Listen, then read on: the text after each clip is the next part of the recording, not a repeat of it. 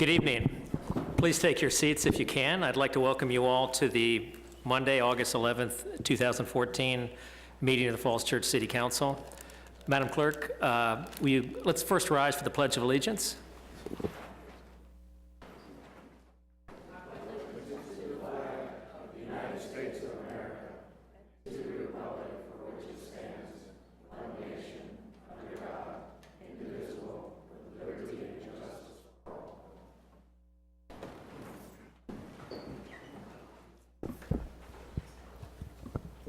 Madam Clerk, will you call the roll call?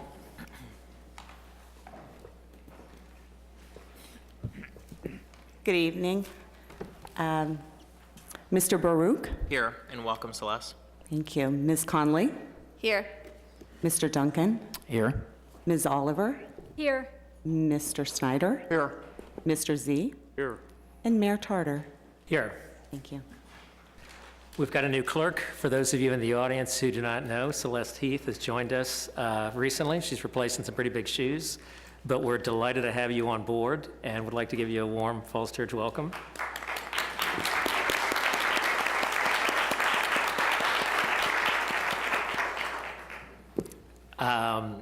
Let's go ahead and move to the adoption of the meeting agenda. I understand we have an amended agenda.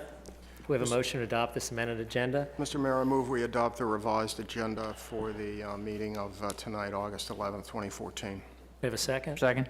All in favor? Aye. Opposed? Abstentions? The ayes have it. Madam Clerk, do we have any oaths to administer to new boards and commission members? No, sir. Okay. Okay. We also have some proclamations. We have some sad news. We've suffered a loss here in the city of two fine members of our community. And I'm going to read a proclamation for each of those two gentlemen. And at the conclusion of each proclamation, I'd ask that you observe a moment of silence for each of the folks. I'm going to start with Sergeant Dale Toller. Whereas a respected member of the Falls Church Sheriff's Office, Sergeant Dale Toller, passed away on July 31st, 2014, and whereas Sergeant Toller was the reserve coordinator for the Falls Church Sheriff's Office and a member of the Sheriff's Office since 2007, and whereas Sergeant Toller served proudly in the U.S. Army during the Vietnam War as a helicopter pilot and then continued his service in the United States of America, flying fighter jets with the Maryland Air National Guard, whereas his colleagues in the Sheriff's Office remember him with affection and appreciation for his positive impact upon the city of Falls Church. Whereas Sergeant Toller, a devoted family man, will be greatly missed by his beloved children, Haley and Charles and granddaughter Chase, his mother and father, family members and friends, and his colleagues at the Falls Church Sheriff's Office. Now, therefore, I, David Tarter, Mayor of the City of Falls Church, Virginia, do hereby proclaim the City Council of the City of Falls Church, Virginia, hereby express their respect for Sergeant Toller and his contributions to the City of Falls Church and his service to the United States of America. And further, that the city clerk prepare a copy of this proclamation for presentation to the family of Sergeant Dale Toller as an expression of the City Council's respect for his memory. In witness whereof, I hereby set my hand. And I would ask that you observe a moment of silence, please.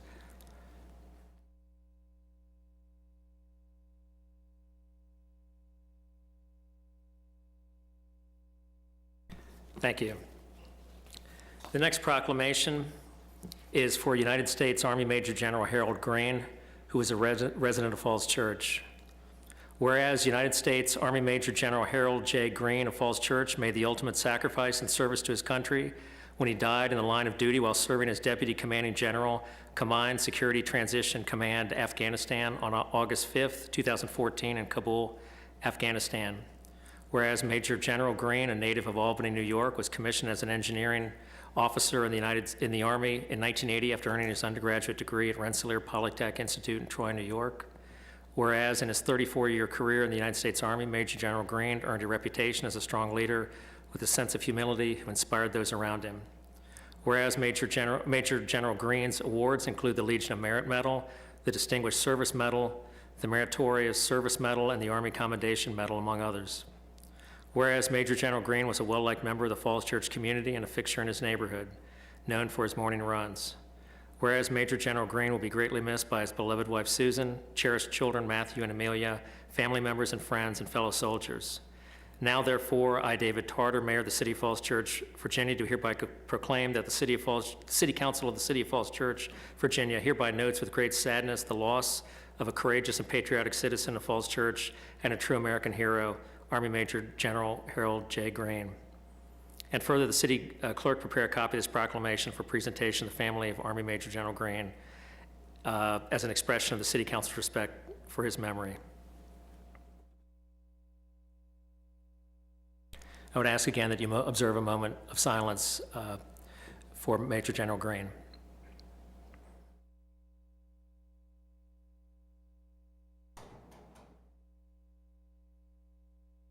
Thank you very much.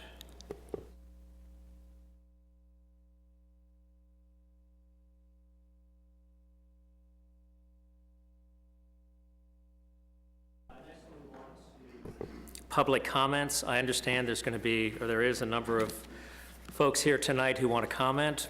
You can either make your comment now, or you can make your comment at the time of the matter in which you want to speak. For example, if you want to speak on the Weston Broad project, you can go ahead and just indicate that you want to speak at that time. Or if you'd like to speak now and leave, you're welcome to do that. I would ask that you keep your comments to 3 minutes, state your name and address before speaking. First speaker is Jamie Craig, followed by Russell Whitmire. Mr. Craig? Okay, thank you. Russell Whitmire? Okay. Next speaker is Anita Shallett. Okay. Next speaker is Gary Laporta. Mr. Laporta, welcome.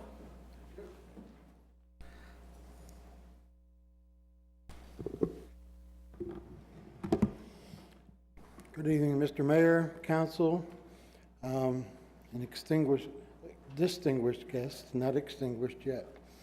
I'm here on behalf of the Commissioner of Revenue, the EDA, the EDO, the Office of Communications, and anyone else who's interested in our new license plates, which are the Little City plates, and they can be found and applied for on the city website at the at www.fallschurchva.gov/plates. You may also, once I get the technology going, go to the city website and go over to the how-tos. Oops. All right. And come over here to the Little City license plate, and it will take you to the location where you can apply for the plates online. You can pay by check or credit card. The plates are $10 for a non-personalized and $20 for personalized.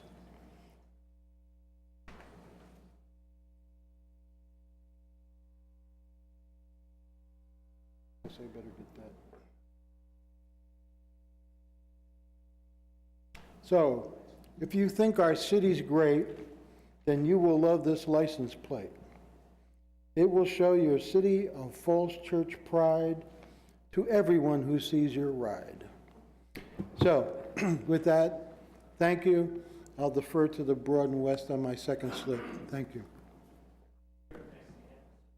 I'll defer to West and Broad.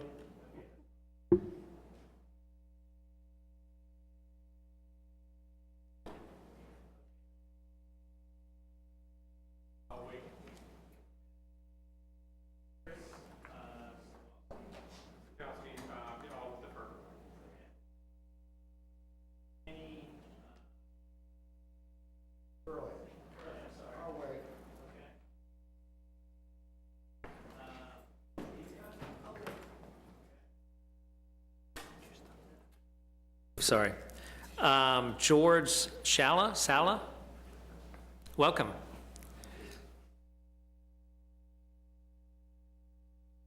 Good evening, Mr. Mayor, council members, ladies and gentlemen. I'll be very brief. The reason I'm here is because of a critical parking situation that we have over at Gibson Street. I don't know how many of you are familiar with the area there. I'm sure you all are. But used to be that the parking enforcement personnel would come around, and usually if a car was there for more than, I believe it was 24, 48 hours, I'm not sure, they would ticket the vehicle. There's one particular individual who essentially has just blatantly abused the system, and he has 5 vehicles out there, plus a motorcycle. 3 of the vehicles he uses for storage, as if he had storage bins out there on the street, with ladders on top and all that sort of thing, and it's been an ongoing problem.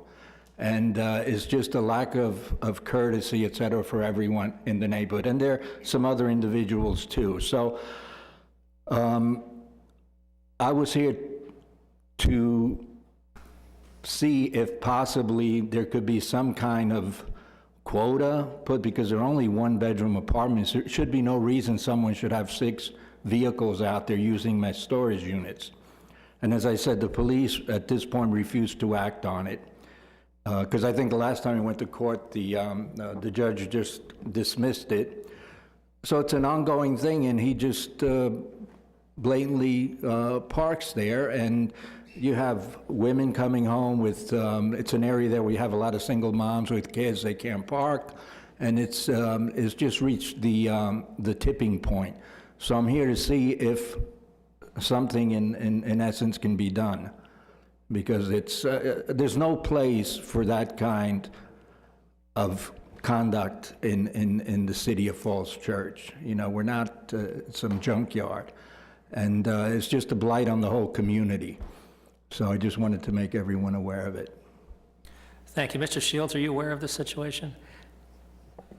I am not aware of the situation. I agree with the last comment, and so I will follow up with you after this meeting and understand the situation better in terms of what enforcement is available to the city. Okay, thank you very much. Thank you, sir. If I may.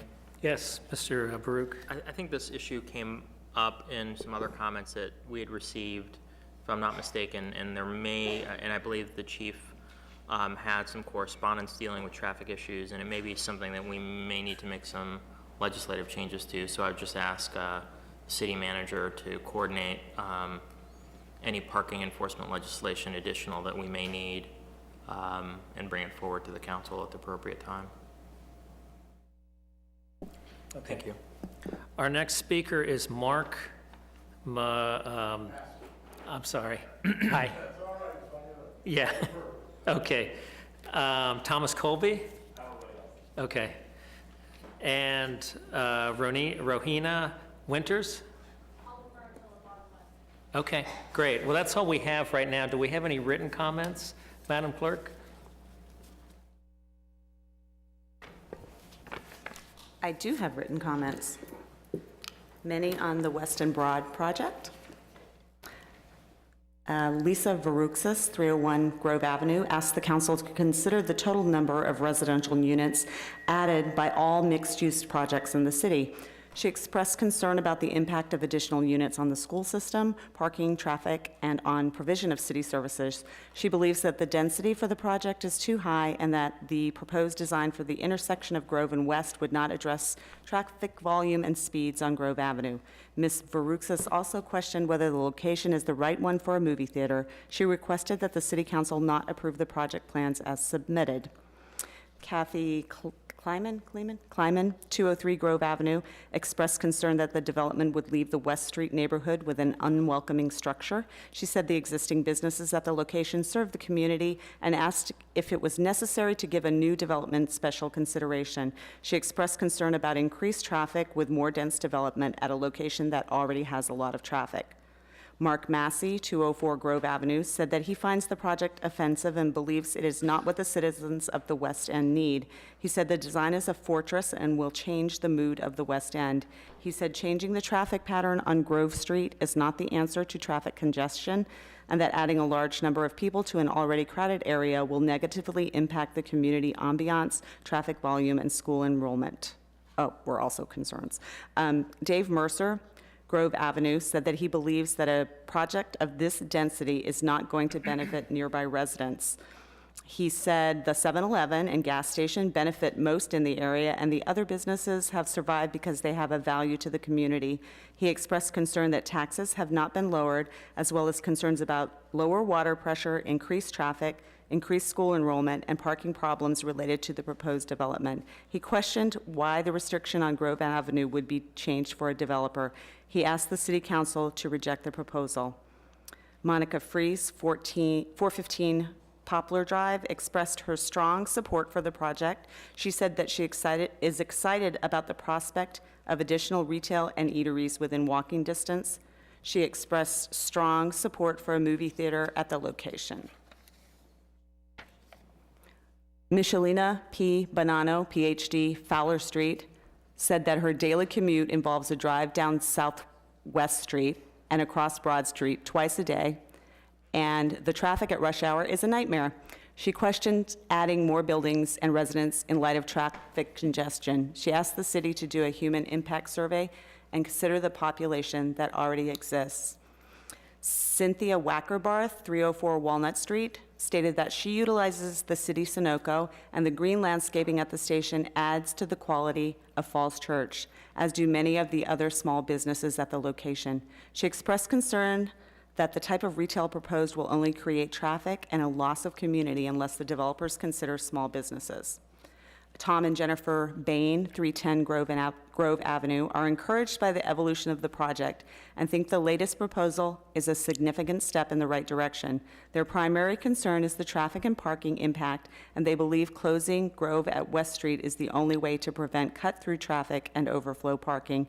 They ask that the request for a parking variance be refused. They feel the project is worthy of support and could be a positive addition to the city if refinements are made to the plan. Ronald Brousseau, 607 Northwest Street, requested that the city council not move forward at this time on the project until the developer agrees to provide affordable housing units that are consistent with the approved city council affordable housing policy. And then we had one comment regarding the City Hall task force. Eric Pelton requested that the city council vote against forming the proposed task force because it has just 3 persons who are non-elected citizens among its 14 members. Then we had a few other issues. Paul Flush, 206 Southwest Street, expressed dismay that it will take a month for the city to review his renovation plans. He asked that the city council look into improving city services. John Murphy, 308 Chestnut Street, was concerned about lots at 604 North Oak Street being placed under separate ownership, creating what he states is a zoning violation because the existing house now has inadequate setbacks between the lots. And finally, Jorgen Turin, on behalf of the following Gresham Place homeowners, Adele Baker, Juanita Bowman, Tom Bowman, Joe Delahanty, Robert Dempsey, Rick Fiegel, Liz Gianvaniello, and Jerry Gianvaniello. The homeowners expressed disappointment and concern over the city council's vote to add a bond referendum in the amount of $15,600,000 for the Mount Daniel Elementary School to November's ballot without identifying a funding source to service that debt.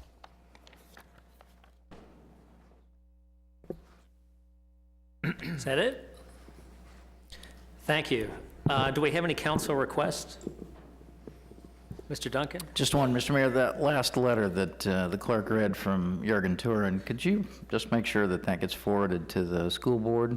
I'm not sure that I received that in the email too. I'm not sure he copied the school board. I think it'd be helpful for them to have that. Thanks. Okay, thanks. Thank you. Next, we'd like to recognize a new Eagle Scout. Is Will Velarde available, or is he here in the audience? Come on up. Congratulations. So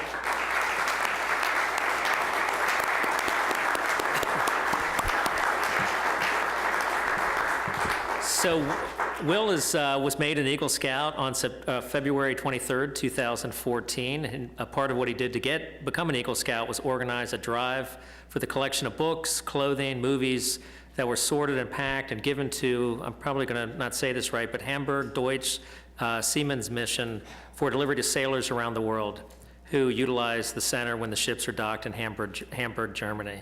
So Will is part of a U.S. Coast Guard family. His father's now a reservist. And it sounds like, Will, you might be interested in serving our country as well as someone in the Coast Guard or other armed forces.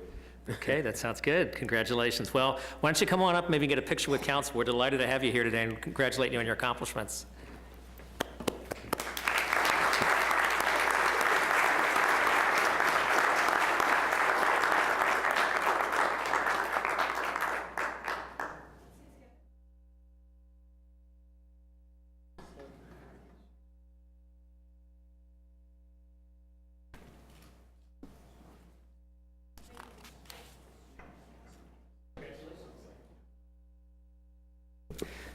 Congratulations to you and the proud parents. Are the proud parents here? Is that you over there? Why don't you stand up and we'll give you a round of applause too.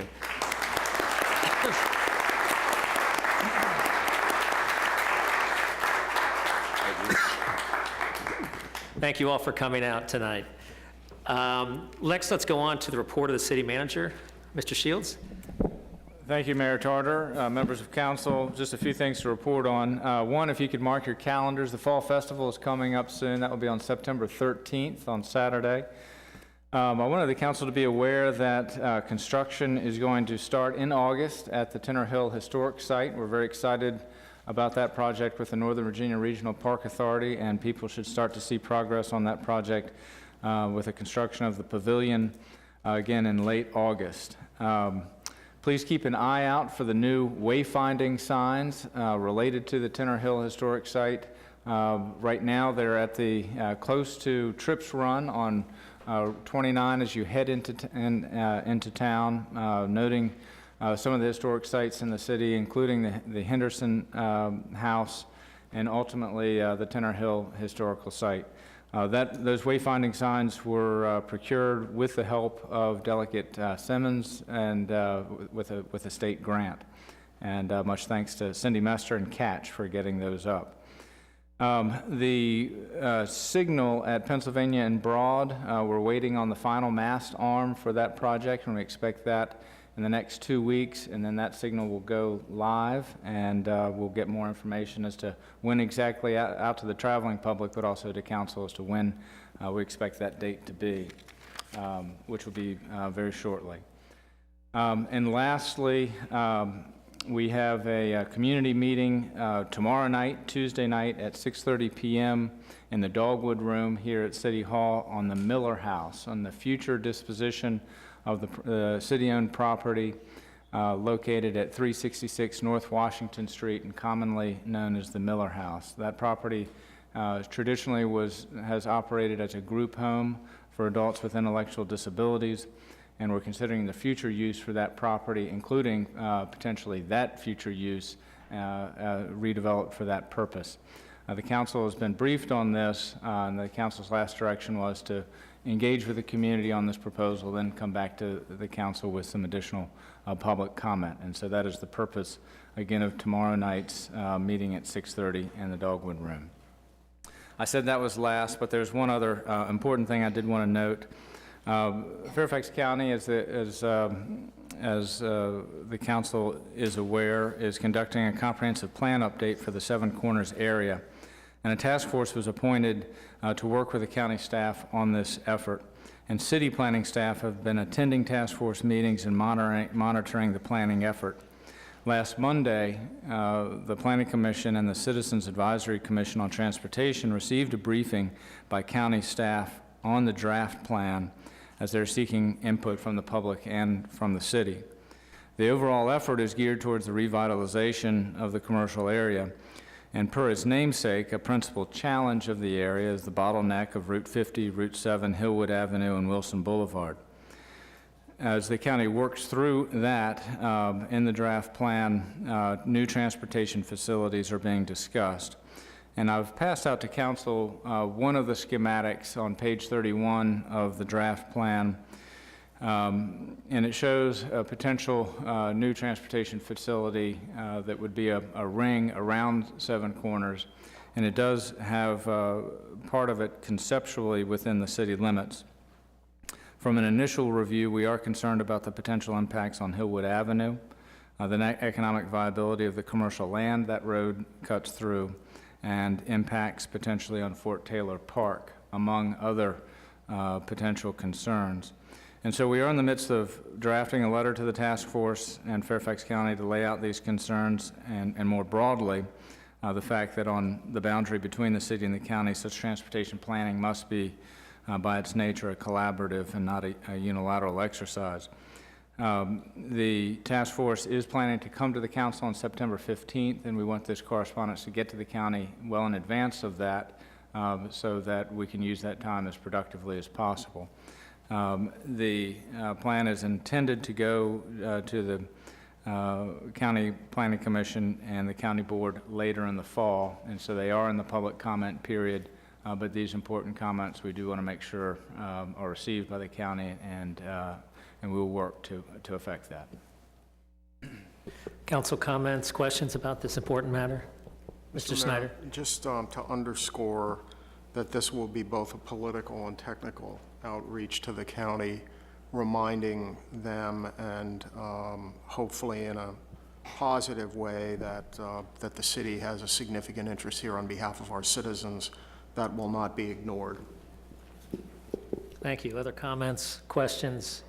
Mr. Shields, if you could, I think also make this available to the public. I don't know if any of these are out front, but it's certainly a matter of public concern and public interest.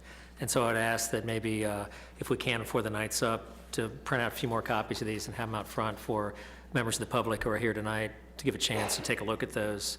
But I would reiterate the need to make clear that any proposed revisions to the traffic flow that go through our city need to be fully reviewed and approved by the government of Falls Church. I mean, this is a significant issue, and we need to be fully apprised and to make sure this is done with our approval as well. So anyway, other questions, comments? Mr. Duncan? Thank you. Nothing more on that, but could I raise two other things? Sure. Thank you. Mr. Manager, since this is our last meeting before we go on August recess, just wanted to bring up the Kent and Parker Street traffic calming situation. This is one from which you have recused yourself, but Assistant City Manager Mester, just like to try to get an update by email during the break on the timetable for the public outreach portion of that project. We can certainly provide council an update. I've been working with Mr. Collins, Mr. Stoddard on that. Okay, thank you. And we are doing the interim option that council asked for some painting some stripes so that we can be ready before the school year. Okay, thank you very much. The second item, we had a meeting on the sanitary sewer, as you know, maybe a month or so ago. And as I recall, there was going to be some sort of August status report. Didn't really expect it to come in August, given that it's August, but perhaps in early September we would get a snapshot of what staff has found based on the public input at that meeting. It is our intention to have materials out in August, and so we will follow up on that, and then we expect the feedback and the engagement on it would be in September and subsequent months. Okay. And finally, and very briefly, just wanted to make note that the city's Department of Housing and Human Services is accepting donations of school supplies through August 20th downstairs in City Hall. Backpacks, typical school supply stuff. It's a nice thing to contribute to folks in the community who need some help getting their kids started with school, so I'd encourage everybody to participate. Thank you. Thank you very much. Anything else? Madam Clerk, will you call the first item, please?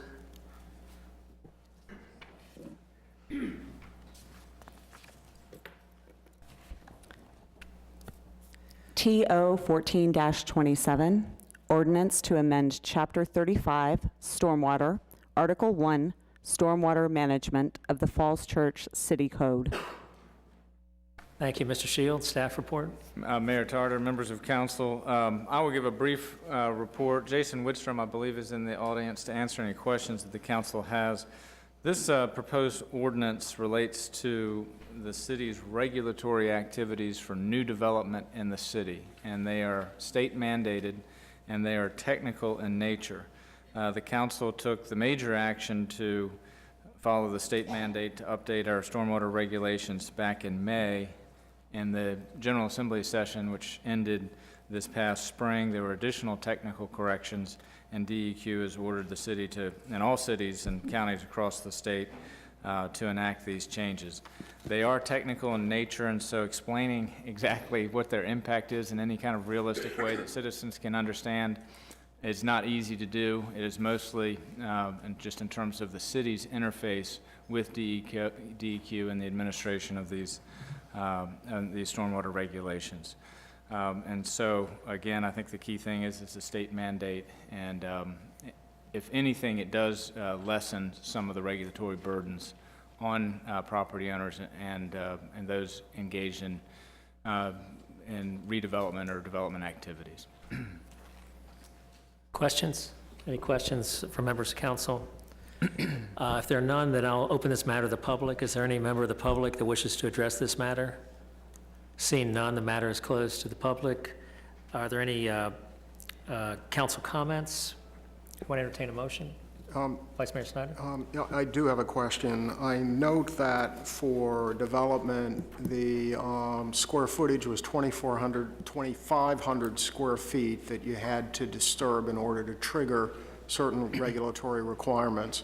And I wanted to confirm that these technical amendments, as you referred to them as technical, do not in any way expand the obligations to a smaller amount of earth movement. There are no changes to that threshold. So for these regulations to impact homeowners, for instance, you would first need to have a project that will disturb at least 2,500 square feet of soil before these regulations would be applied. And at one point, we estimated that the area that would have to be disturbed is roughly the square footage of this hall. Is that right? That is correct. Thank you. Do we have a motion? I'll make a motion. Okay, Ms. Conley?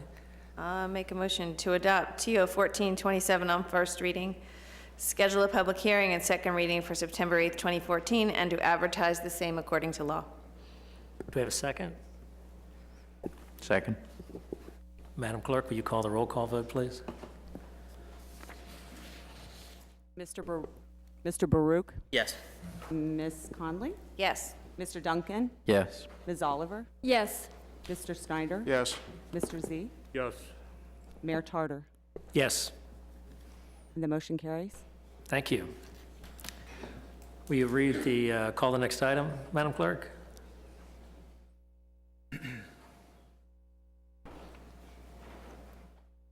Okay, you ready for this one? Okay.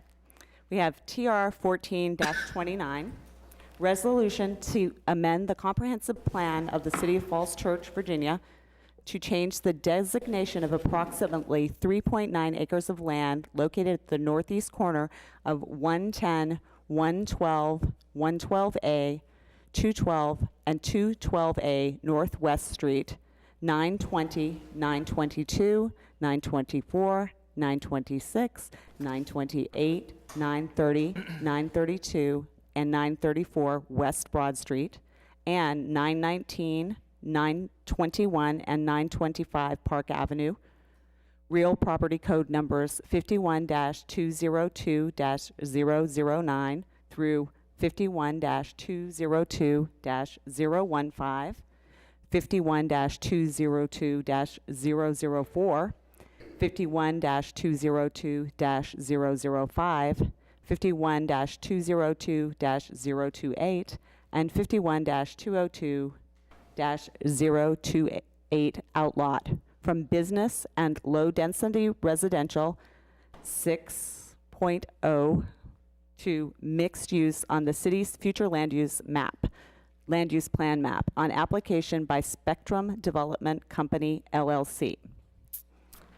And then we have TO 14-28, an ordinance to amend the official zoning district map of the City of Falls Church, Virginia, by rezoning a total of approximately 2.12 acres of land from B3 General Business District to B1 Limited Business District at 110, 112, 112A, 212, and 212A Northwest Street, and 928, 930, 932, and 934 West Broad Street, real property code numbers 51-202-009 through 51-202-012, 51-202-028, and 51-202-028 outlot, and approximately 0.78 acres of land from R1B Medium Density Residential District to B1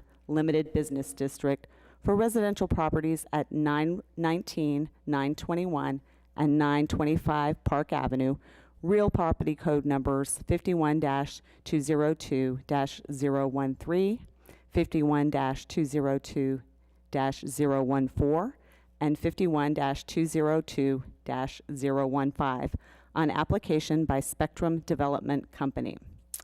And finally, we have TR 1428, resolution to grant a special exception on the application of Spectrum Development Company, LLC, for residential uses within a mixed-use development project and to increase the building height with a bonus of 30 feet to a maximum height of 85 feet for a mixed-use development project on approximately 3.9 acres of land located at the northeast corner of 110, 112, 112A, 212, and 212A Northwest Street, 920, 922, 924, 926, 928, 930, 932, and 934 West Broad Street, and 919, 921, and 925 Park Avenue, real property code numbers 51-202-009 through 51-202-015,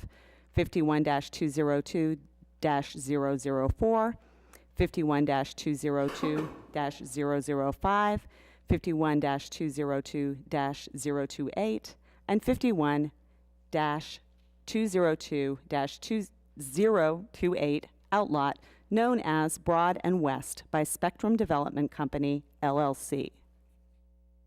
Did everyone get all that?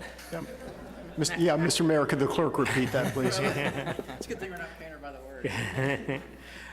Thank you very much. Yeah, we will greatly appreciate that. Let's go ahead and hear staff report and then hear from the applicant.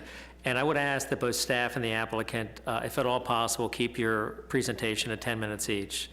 If that doesn't work out, then please ask us. But we'd like to keep this as tight tonight as we can. We have a whole lot of speakers, and we want to make sure we get through all of this in a timely fashion. So what the plan is to go ahead and hear from the staff, then from the applicant, and we'll get to public comment shortly thereafter. And everyone will have a chance to speak. If you got a speaker slip in, you'll be able to speak. If you don't have one in, please go ahead and put one in now, and you'll be able to speak to the matter as well. Again, you'll be limited to 3 minutes. We ask you state your name and your address before you begin. Mr. Shields, would you like to go ahead? Thank you, Mayor Tarter. Mr. Gary Fuller, principal planner with the city, will provide the staff report. And I did just want to note also in terms of process, what council is asked to do tonight is to refer these matters out to boards and commissions for their review and recommendation, and to gather additional public input. And if council were to take that action, then this would come back on December 8th for further action by the city council.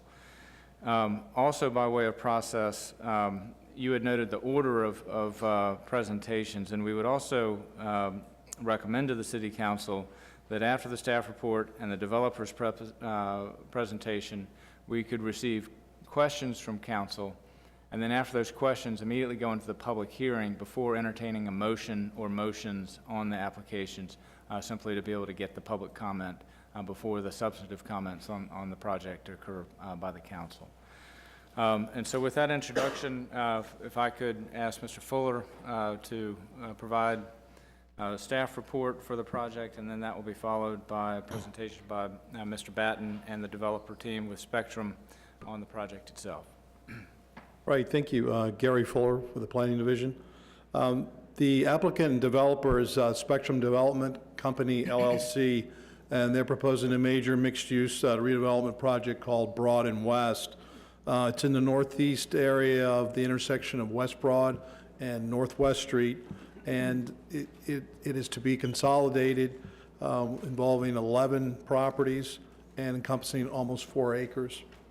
The Broad and West project is proposed for a 6-story, up to 85-foot high, maximum height for the mixed-use buildings. The retail totals over 46,000 square feet on the first floor of the project.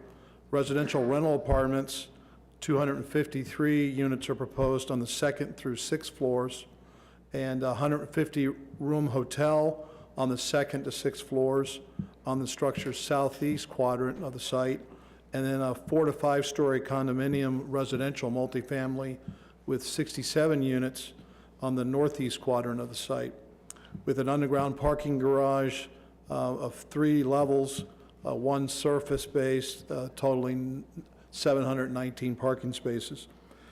The land use and zoning actions that are required for this application, which is 3 applications, has been filed and in support of this proposed mixed-use project.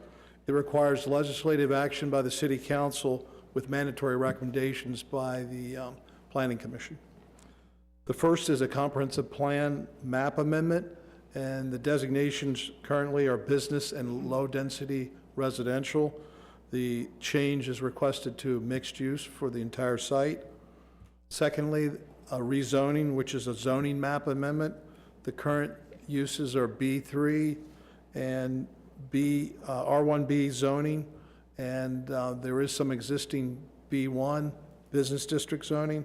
The B3 and the R1B are requested to be rezoned, so the entire site is all B1. The third application in action is for a special exception, and this is to allow residential development within a mixed-use project. And the other part of that is to allow up to 30-foot bonus in height, up to 85 feet. The current zoning allows 55 feet and maximum height under B1. The applicant submitted the initial development application in February of this year. A revised application was submitted in July 7th, which is under review by staff and has been reviewed on a preliminary basis at some Economic Development Committee meetings, EDC. And on July 21st, last month, the City Council and the Planning Commission had a joint work session in which they discussed this item. Those meetings produced guidance and comments from the recent meetings and work sessions, and these are being considered carefully by the applicant and will continue to be addressed during the public review process and prior to the proposed December 8th City Council second reading and advertised public hearing. Most recently, the applicant has been working on and presented to the EDC on August 4th an updated project design and retail concepts, and on August 7th submitted revised voluntary concession community benefits terms and conditions. Staff in this report to City Council has listed 31 design objectives for the application to focus on that identifies the areas for improvement and resolution during the public review process. The staff report further outlines its initial analysis of the requested land use changes related to the comprehensive plan amendment, the rezoning request, and then the special exception analysis, in which we focused on the primary and secondary criteria in the city code, and supporting applicant offered voluntary concessions were also reviewed. Tonight, the staff recommendation is to approve the motion, which is to refer this application to city boards and commissions and community organizations to allow the benefit of this formal board and commission review and comment to occur simultaneously with the ongoing staff review. The staff report, as previously mentioned, identified 31 areas for improvement and resolution during this review process, and they include really two fundamental issues. One, formal commitment to the quality, type, and amount of retail uses, and secondly, substantial modification to the residential massing overall project density and related conceptual development plans. That's our report for this evening. Thank you. Thank you very much, Mr. Fuller. Mr. Shields? The developer will now give a presentation. I did want to note, just with Mr. Fuller's presentation, that the staff recommendation is for approval of referral out to boards and commissions so that the staff review can go forward with the benefit of additional public comment and board and commission review. We do note in our recommendation, however, the applications have changed, and we're reviewing those changes, and our staff review is far from complete. But we have identified areas for improvement in the staff report, and those are noted, and including the issues of a commitment to the quality, type, and amount of retail uses in the project, and the residential massing and density related to the conceptual development plan. So I just wanted to note the staff recommendation in this as well. So Mr. Lasso, I believe, is going to provide the developer's presentation. Well, I'm going to provide a brief opening and set the stage, as it were, for this evening, and we'll do everything we can to keep it in the 10 minutes. It may go a little bit over, but I do appreciate the council's time this evening. Again, my name is... I'm just going to say, Mr. Lasso, sorry to interrupt. Would you like me to turn the lights down? Would that help in your presentation? Always makes me feel better when the lights go down. Okay, thank you. Welcome, and let's go ahead and turn the lights down, and thank you for being here.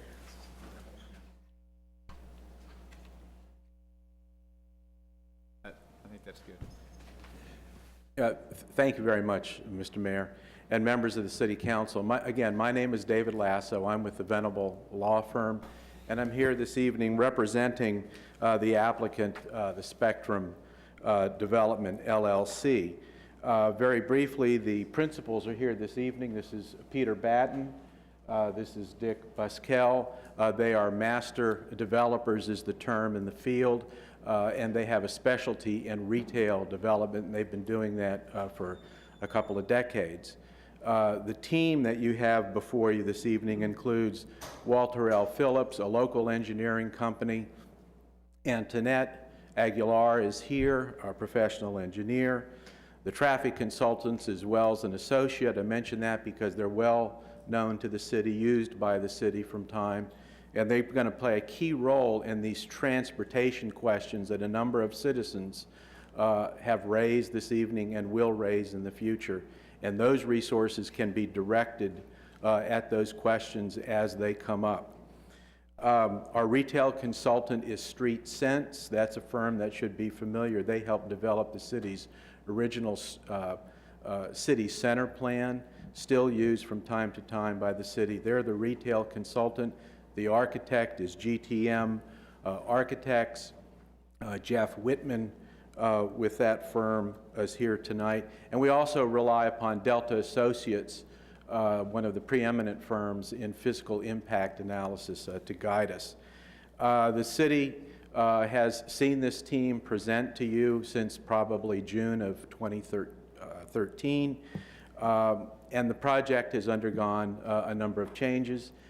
This image here, and I won't go through them, Peter will, but this image sets the stage. It is now called Mason Row, designed after Bethesda Row and Rockville Town Center. This is probably one of the more complex, maybe the most complex mixed-use development that the city's had in a number of years, and it is the opportunity to develop a number of parcels that were read out earlier, which is the first opportunity that you've had really in a generation or more, and an opportunity that will pass if it isn't seized here, because the major landowner, Mr. John Shreve, pillar of the community, selected by the Chamber of Commerce, will probably just continue the existing development if he can't take advantage of one final effort, this effort, to redevelop this area. Now, there are a number of existing tenants that are excited, and we're very anxious to keep them and help them remain. And there are some, one that I'll just mention, the Sunoco, that probably can't because a filling station is really, I don't know that can be incorporated in this development. And it's one of the many tenants that we all know and have used for many years. And they're very valuable contributors to the community, and on a personal note, friends. So there's a lot of somewhat mixed emotion, but it is the type of situation that really has to be taken advantage of and moved forward at this time and moved out into the public, because until tonight, there's really been no formal opportunity for any member of the public really to be involved, to hear a full presentation, and to make their views known to you as their elected representatives, and even to us as the developers who want to hear what those views are. So this is really the start or the beginning of the formal process, and that's what we're asking you to do this evening. Please adopt the motion, let this go out to boards and commissions, and let it move ahead so this development can be examined. And it's very critical as well from the fiscal policy perspectives of this council. The challenges before you with the school system, but not just that, your entire infrastructure needs an overhaul. And you need to find economic engines, as it were, that can help pay for that overhaul, can help improve the community. This development is estimated to provide a net impact of somewhere in the range of $1.4 to $1.7 million annually. We think those numbers are conservative, but even at a conservative level, it's far above any development to date.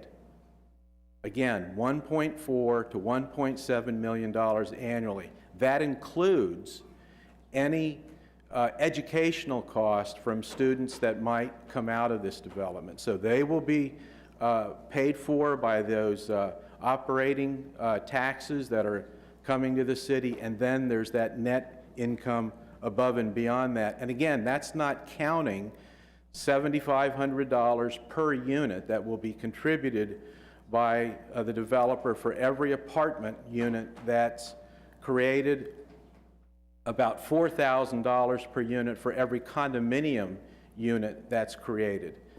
So in terms of impact, that's very important, because most of the impacts in this city for educational costs are really coming from the single-family detached area, where the homes are being torn down and reconstructed much bigger and more impacts created.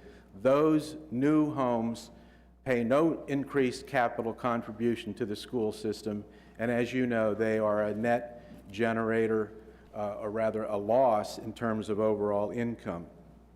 And so, this project is committed to working collaboratively with the city and the residents to making the retail successful. And we are looking for a second anchor. And if it's commercially reasonable, there will be a second anchor in addition to the first anchor that you ask us to secure, the hotel. We're committed to examining all constructive suggestions about height, architecture, number of units, massing, transition to the neighborhood, and how to control parking on the residential streets. We are committed to finding and implementing transportation improvements to make this area safer and to make it function better. It is just a horrible situation now. We all know it. There's going to be more traffic because of this development, but we believe, and our expert believes, that there are ways of redoing the intersections that exist there today and making changes to Grove Avenue as well that can make everybody's life a little bit more pleasant, and in the process make this development successful. But this collaborative effort can only begin if you vote this evening to give this project approval to proceed to boards and commissions. Thank you. I'd like to turn it over now to Mr. Batten, who'll go through the slides. Thank you, Mr. Lasso. Welcome, Mr. Batten. Appreciate you being here tonight with us. Thank you. I'd like to start out, first of all, and say that I would like to thank Wyatt and his staff and Jim Snyder and their staff for working with us to get here tonight to first reading. I'd like to thank you, Mr. Mayor and council, for putting us on the agenda tonight for first reading. I'm just going to talk real briefly, and then I'm going to turn it over to our architect because we're short on time. I just want to highlight some things that stand out about the project now and the key changes that we've made. In the work session on July 21st, we got a lot of constructive comments and very good suggestions, quite frankly. Some of the comments were about the fortress look and many other good comments. We then went back with our people to the drawing board, so to speak, and we concentrated on opening up the project, on community gathering, on connecting with the W&OD Trail, and a real emphasis to create a real pedestrian shopping place. We are doing this by, and our architect will get into the details here in a minute for you, we're doing this by splitting the project into two sections, and it's being divided by a market street or a retail row. We are also adding, as you will see here in a few minutes, a market square in combination with the retail row in the project. You can see that we changed the name to Mason Row to reflect the signature feature of the project, which is retail rows. We also feel, as I had mentioned in the EDC meeting on Monday, that Falls Church is a community that is looking for social gathering. I think that the community would be well served to get a really sophisticated and well done, nice commercial place that the community can come together for events, shop, and dine. Again, an example, as I said last Monday, of this need is shown very well with the city's farmers market, which I go to often and enjoy it with my family very much. This is a community that likes to come together and eat and shop and be outside. You will also see when our architect comes up that we are, it's obvious, it's clear, hopefully to you all tonight, that we are taking some key design elements from some very successful projects in the area. Bethesda Row, specifically where Bethesda Lane and Bethesda Avenue come together in what's referred to as the core of the Bethesda Row project. And also the Rockville Town Center with the Maryland Avenue Street retail row that they have and the adjacent market square that they have. You'll see tonight some comparisons between those features of those projects and our project.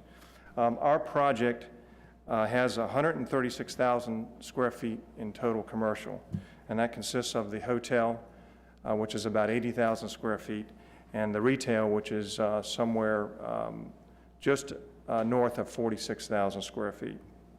The merchandising plan, you can, just for a minute. I'm not going to go, we don't have time for me to go through this, but we have spent some time with staff talking about the project's commitment to a merchandising plan and to a merchandising plan that is focused on quality retail in a pedestrian retail environment. So these are the categories that this project is going to be focused on, which are very similar to the categories of retail that you see at Bethesda Row, that you see at Pentagon Row, that you see at Rockville Town Center. The food categories, the boutique shops, the sports shops, the home furnishings, and the others that are up there. Theater, of course, which has been part of the recent discussions of this project. Groceries, convenience goods. We are making a commitment, and we've talked to staff, that we are going to commit to 30% of the total retail of the project being food and beverage and restaurants. And if you can just, I'm going to tell you very briefly about the Hilton Home 2 Hotel. I covered some of this on Monday in the EDC meeting. Home Home 2 is a Hilton brand. It's the first new brand for Hilton hotels in 20 years. It's an extended stay hotel. The brand is built on principles of sustainability, environmentally conscious operations, and high-tech amenities. The target market for this brand is new millennials and Generation Y travelers who are business travelers, the majority in this case, young business travelers working on federal contracts and commercial contracts in this Washington, D.C. area. The concept is also designed with community space. They call it the Oasis, and it includes work zones and widescreen TV area, and they've designed it to have it so that it's an environment where the guests will come together, will meet each other as they're working and enjoying the hotel. They have a breakfast area that offers 400 breakfast items, fitness area, and spin cycling area that's actually combined with the laundry machines because in this concept, the younger folks, they want to multitask. And so this is an important part of the layout of the community area of the hotel. This hotel also, this brand is focused on great outdoor space. It's a quality and a requirement for building the hotel. And the great outdoor space is for grilling, walking paths. They put, in most of them, they put walking paths actually on the property. In our case, the W&OD Trail is a major attraction for Hilton hotels to put this particular concept here in this project. Hilton and the developer have seen the recent changes in the plan to Mason Row, and this is the kind of commercial project that the hotel wants to be in, that the developer and Hilton feel will make the hotel very competitive from the standpoint of drawing guests from other surrounding hotels to come to this location. This hotel will also have conference rooms with very advanced audio and visual services. This is just the project team. Dave Lass has already gone through it, Spectrum Development, our architects, and so forth. I'm going to ask our architect now, Jeff Whitman, who is with GTM Architects. He's a partner with GTM, and he is the lead person in designing Mason Row.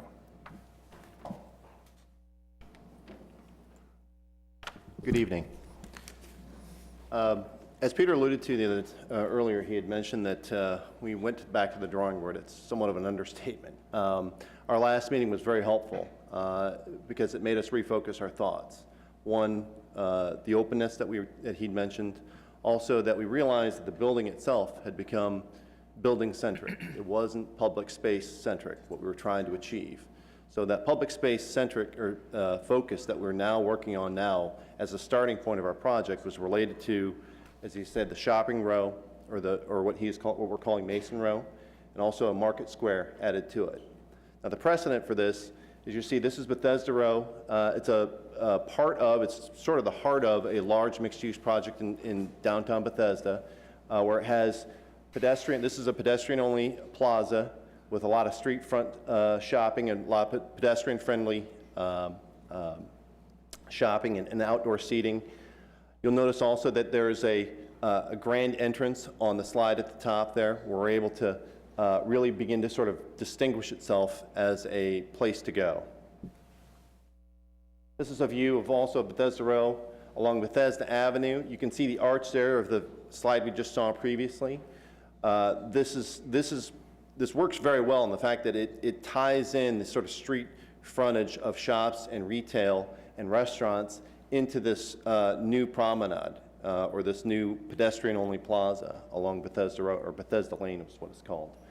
Now, the arch itself, again, what's nice about this is that as people walk up and down the streets, they're continuing down the street as they're shopping or eating, just wandering through, and then they happen to see this opening. It creates a new space for them. They begin to investigate that, and that begins to sort of become a node, or a way that folks can begin to wayfind and begin to sort of draw interest in circulating the site. This is a picture of Rockville Town Center. This is another very successful mixed-use project in downtown Rockville. This is the center of the project. It's surrounded on both sides here. On the two ends, the end where we're looking from and the end at the end of the slide to the left are two streets. It is fronted on both sides by two buildings. This is a great gathering space for folks. It's constantly being used. They use it for concerts. They'll have bands playing there. They have a water park for the kids to play in. They have a grassy area in there now. It's a wonderful place to go and just actually spend the afternoon or the evening. This is also Rockville Town Center. This is Maryland Avenue. The park is just off of the street, or the town center, which we just saw, is right off of the street. This slide is really important because during certain holidays or certain festivals, they'll actually close down the streets, and then they'll set up tents, and then they can utilize the retail space around it. It becomes a really lively, great place to go during holidays and festivals. These are all items that we wanted to try to bring into our project. Okay. This is our view. This is our project now, where we really opened up the project now. This is our view looking down Mason Lane. That opening there is the arch, is the same arch you saw on the opening picture. That, if you go through that arch, that is Broad Street. This is Northwest Street here. This would be your view from the W&OD Trail. This is the pedestrian-friendly street that we're talking about with the tree-lined streets. Retail is lining both the eastern facade there on the left, and also you can't really see it on this slide, but there's the market itself, or the market square, exists behind this tree on the right side as well, but that is also aligned with retail as well. This is our view of the inside the market square. We're looking across Mason Row. To the right would be the intersection of Northwest Street and Mason Row. This is our community park area where we're showing that the same type of festival can happen, or sort of music, live music can play. A lot of social gathering can occur. Retail also lines this square, and it also lines up and down Mason Row. Here's an aerial view of this during the summertime, where you really begin to get a sense of the size and what we're trying to achieve here. As I'd mentioned, that the retail lines this. You can see outdoor seating in there. You can set up for certain events along there. During other times, if you need to have a larger venue, we've designed it such that we can close off a majority of Mason Row from the traffic, then you can open up a much larger venue. And even during the winter months, if you want to, as an option, you can certainly put an ice skating rink. A lot of these new town centers or town squares implement ice skating during the winter months. This is critical for an outdoor shopping venue in order to keep the sort of the activity flourishing 12 months of the year. This is the site plan. As you see here, this is West Broad Street to the bottom of the on the bottom of the sheet. Northwest Street to the left and angling up to the right, Park Avenue to the top of the page. New Mason Lane bisects the site in the eastern half and the western half. Market Square is right off to the left there. You can see it's lined with retail. We have the surface parking lot to the right behind the retail. We also have parallel parking along Mason Lane as well. We also have our condo first floor along the Park Avenue side. There's a ramp also for the retail folks who cannot actually find a spot on this surface. They would exit onto Mason Lane and go down that ramp P1 in the middle of the project. That access is only for retail and the hotel. The lane to P2 on the right side of the project accesses the lower level parking garage, and that is only for residential parking only. This is the second through fourth floor plans. The third and fourth floor actually connect for the apartments there. It's only broken at the second floor of the apartments above Mason Lane at the bottom of the page. The apartments are 5 stories over 1 story of retail. The hotel is 5 stories over 1 story of retail. The condos are 4 stories. And this is another image. Now on the 5th floor, we actually, the condo building is at 28 feet off of Park Avenue on the 4 stories. The 5th floor steps back another 32 feet, so we're 60 feet back, which is identical, or it's actually a little bit further back than what the Spectrum building is. And this just shows the 6th floor of the hotel, that there is no condo at that elevation, and the apartments at that level. This is the P1 level parking. Again, the access to the surface is directly there, and this is only going to be used for hotel and retail and some overflow of residential. P2, which is the lower level parking garage, is only for condos or apartments or residential only, and that is accessed off of the side there on the right side to Park Avenue. Okay, thank you. Peter's going to talk again right now. Just going to highlight this very quickly since we're short on time. The top line is talking about the land area. We wanted to do a comparison of Mason Row with the other projects that have been improved in the city, mixed-use projects. And so Mason Row is just pointing out has 3.91 acres in land. The reserve at Tenor Hill had 2.23 acres. 301 West Broad Street, Rushmark, 2.63, and you can see the others. Residential FAR for Mason Row is 2.21. For the reserve at Tenor Hill, it's 2.59 or almost 2.6. And Rushmark 301 West Broad is 2.64. We have the lowest FAR for residential of any of those projects other than Northgate. The commercial use for our project is about 26.5. You can see the other projects and how they compare. Our project is considerably higher in percentage of commercial than the last two projects, and slightly higher than Northgate and Pearson Square. I want to focus here on the size of the apartment and residential units. For Mason Row, the 1103 is the gross square footage. You can see the others. The recent projects are about the same in gross square footage. These are all small units. Our square footage is actually slightly lower than Northgate, which has recently been in leasing, and we'll talk about that in a little bit. Pearson Square, which a lot of people talk about, is about 50% larger in gross square footage per unit. They're very, very large units in the Pearson Square. We're going for a smaller designed unit and a unit mix that is actually comparable very much with Northgate. And then just the last thing on this chart, the residential units per acre, we are 82 per acre. The reserve at Tenor Hill is 100. The 301 West Broad Street is 109 residential units per acre, and then you can see the others.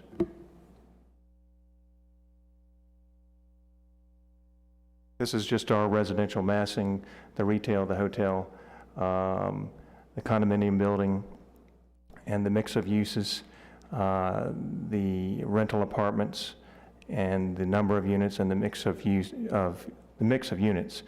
In the apartments, we have, for this new design, we have taken out all 3-bedroom apartments and all 2 bedrooms with a den. So we're the only, I believe the other apartment units have significant numbers of 3 bedrooms. In some cases, they all have 2 bedrooms and a den. And then I'm going to ask, okay. This, just real quickly, is a chart. By the way, all of these charts are in a package that we're going to make available for everyone. We've got about 60 copies, so we can provide this to the council and also to the public here tonight. This just shows the net fiscal impact of our project, which Dave Lasso was talking about, $1.473 million to $1.716 million, depending on how you calculate, or how the city is calculating the fiscal impact cost to the city's infrastructure and school system. You can see the others, 303 for Kensington and on down the list. The reserve at Tenor Hill between 690 and 961. Rushmark is the closest to us at 1,320,000, but all of the other projects are substantially less in net fiscal impact to the Mason Road project. This is just, I'll get through this very quickly, the transportation demand management program that we've been working on. This will be a commitment that the project has. We're going to have a Metro shuttle service from Mason Row to the West and East Falls Church Metro. We're going to have carpool information and registration system, electric car charging, car sharing. We're going to have bike racks for visitors and bike storage for the residents. We're going to be talking to the city about a bike sharing station, and we are committed to newly constructing a covered bus stop on West Broad Street in front of our project. We are also going to be putting in some pedestrian crossings between the WNOD trail and the projects so that we can increase safety and encourage crossings and use of the WNOD trail. This is some highlights from the traffic impact report and traffic study. Some of the conclusions were addressing the comprehensive plan vision and how our project is moving and in line with that vision, mixed uses, transit connectivity, trip mitigation measures, and all of those things that we are working on from the standpoint of traffic demand management. Vehicles per day, there are about 41,000 vehicles per day around this site on Northwest Street and West Broad Street. Currently, the existing commercial has 600 cars coming to the site. This project would ultimately generate 1,785 vehicles. That's about 3 to 4% of the total cars that are circulating the site currently today.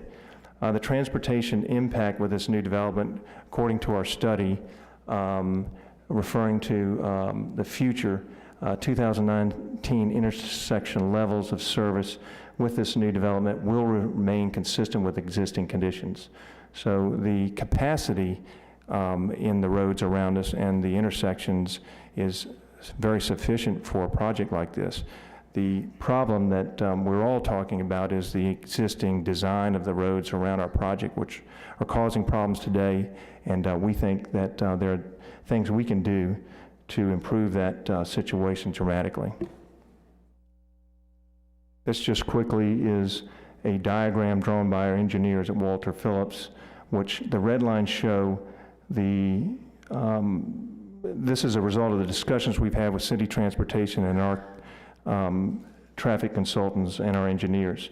And the red lines show how we're bringing Park Avenue and West Street down so that they come at each other in a more direct configuration. And then our project road, Mason Lane, will be brought to that intersection so that we are able to have a more traditional intersection. Grove Avenue is a work in progress. We've had a lot of communications with the neighbors on Grove Avenue about the issues there. We've conducted a study, a traffic study at Grove Avenue, and the traffic study did find that there was a significant degree of cut-through traffic on that road and speeding. We've driven that road ourselves and noticed that it is lined with a lot of cars parking, and it is a very narrow road for the traffic that's cutting through there and at the speeds that they're traveling. So what you're seeing here is a work in progress, what we call a pork chop that is an extended pork chop going from the intersection to the WNOD trail crossing, which will help, we believe, trail crossers to have an island that they can stop on if necessary as cars are coming by. The pork chop also narrows the lanes as they approach Grove Avenue, which will slow the cars down as they're approaching the intersection.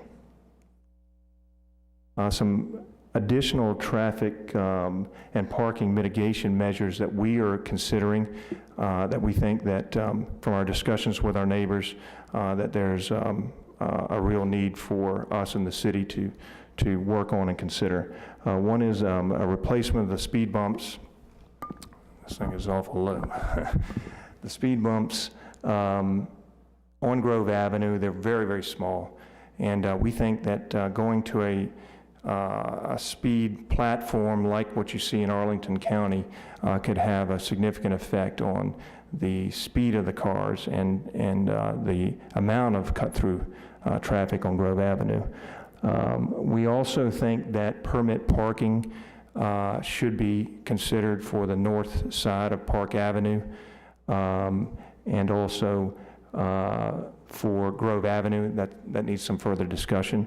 With a project coming in and with the parking issues as they already are, we think that is something that needs further discussion. We are also investigating a new stop sign and pedestrian crossing walk at the intersection of Chestnut Street and Grove Avenue, which is a bus stop, and the neighbors felt that in a couple of our meetings that a stop sign there would slow traffic down approaching the intersection and would help with the bus stop and the school kids crossing the street in the morning and the afternoon. And finally on this, we are continuing to dialogue with the NVRPA about the possibility of moving the trail crossing and getting it lined with the intersection to create a much more safe condition for people using the trail and crossing that intersection. And with that, I'd like to open it up to whatever questions. Thank you very much. Thank you very much, Mr. Batten. Before we get to council questions, Mr. Baruch, as chair of the EDC, do you have any report you'd like to make to council? Thank you very much, Mr. Mayor. Just wanted to briefly report out, as staff mentioned, the EDC has met on this application several times with the applicant and then with the group itself. The EDC also has, well, not formal representatives, but invited guests to include the chair of the EDA, which is the Economic Development Authority of the council, and also the Planning Commission that sit in on those meetings. And those meetings are public, usually held on Mondays before this meeting. The general consensus, while not unanimous on the three, I would say try to limit it to 3 points, of the key areas regarding the project were the massing and sort of the way the layout of the building itself.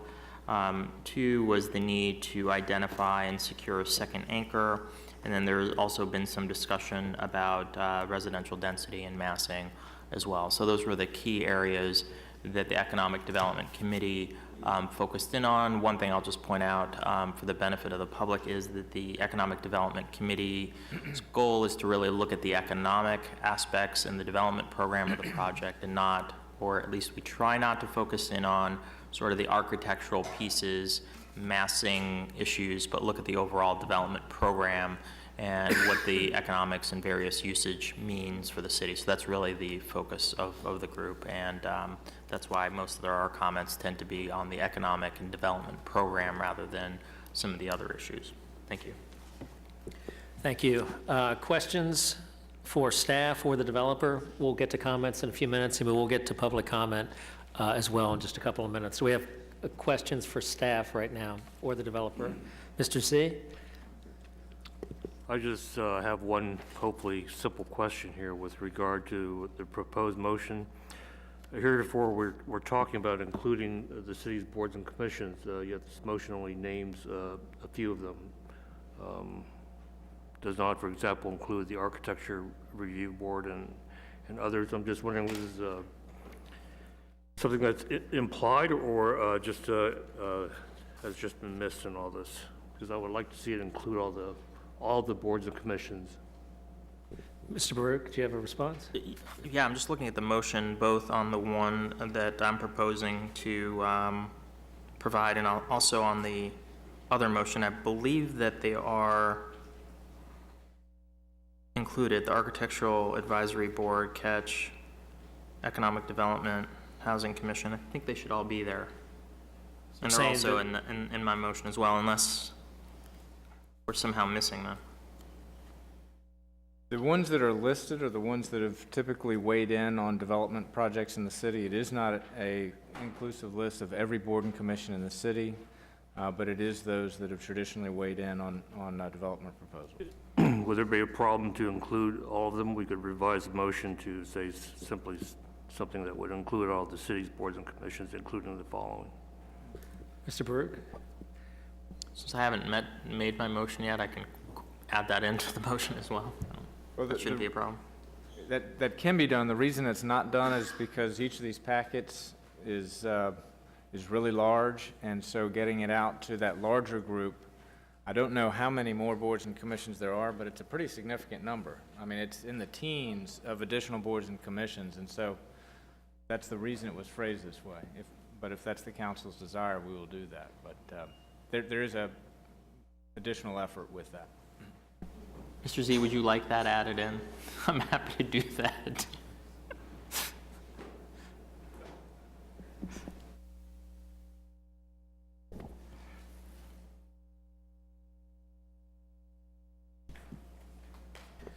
Okay, is there anything else on that matter? Are there any other questions, Ms. Conley? My question is about the proposed theater use. Several people have asked, where would the theater go if it is indeed included in the project?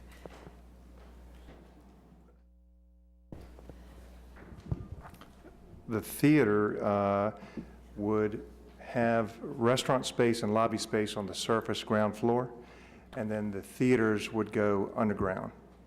And so they would actually go in parking level 1 and parking level 2 that you see in the plan today. So would that reduce the amount of parking? Or would you? Well, we would have to add parking spaces in another level down below. Okay. So we would be adding parking spaces to what you see here in the project. Okay.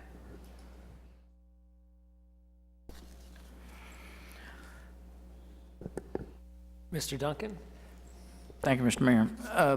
Could I ask the staff about the information in attachment number 6 on the fiscal impact of the proposal, just to make sure that I understand what's being said? So in the staff report, line 335-ish says the net is expected to be somewhere between, thank you, Gary, $1.4 and $1.7 million. And then the information in the attachment 6 tracks with that. The footnote at the bottom of the next page, when you're talking about the revenue currently generated on the site, refers to net. So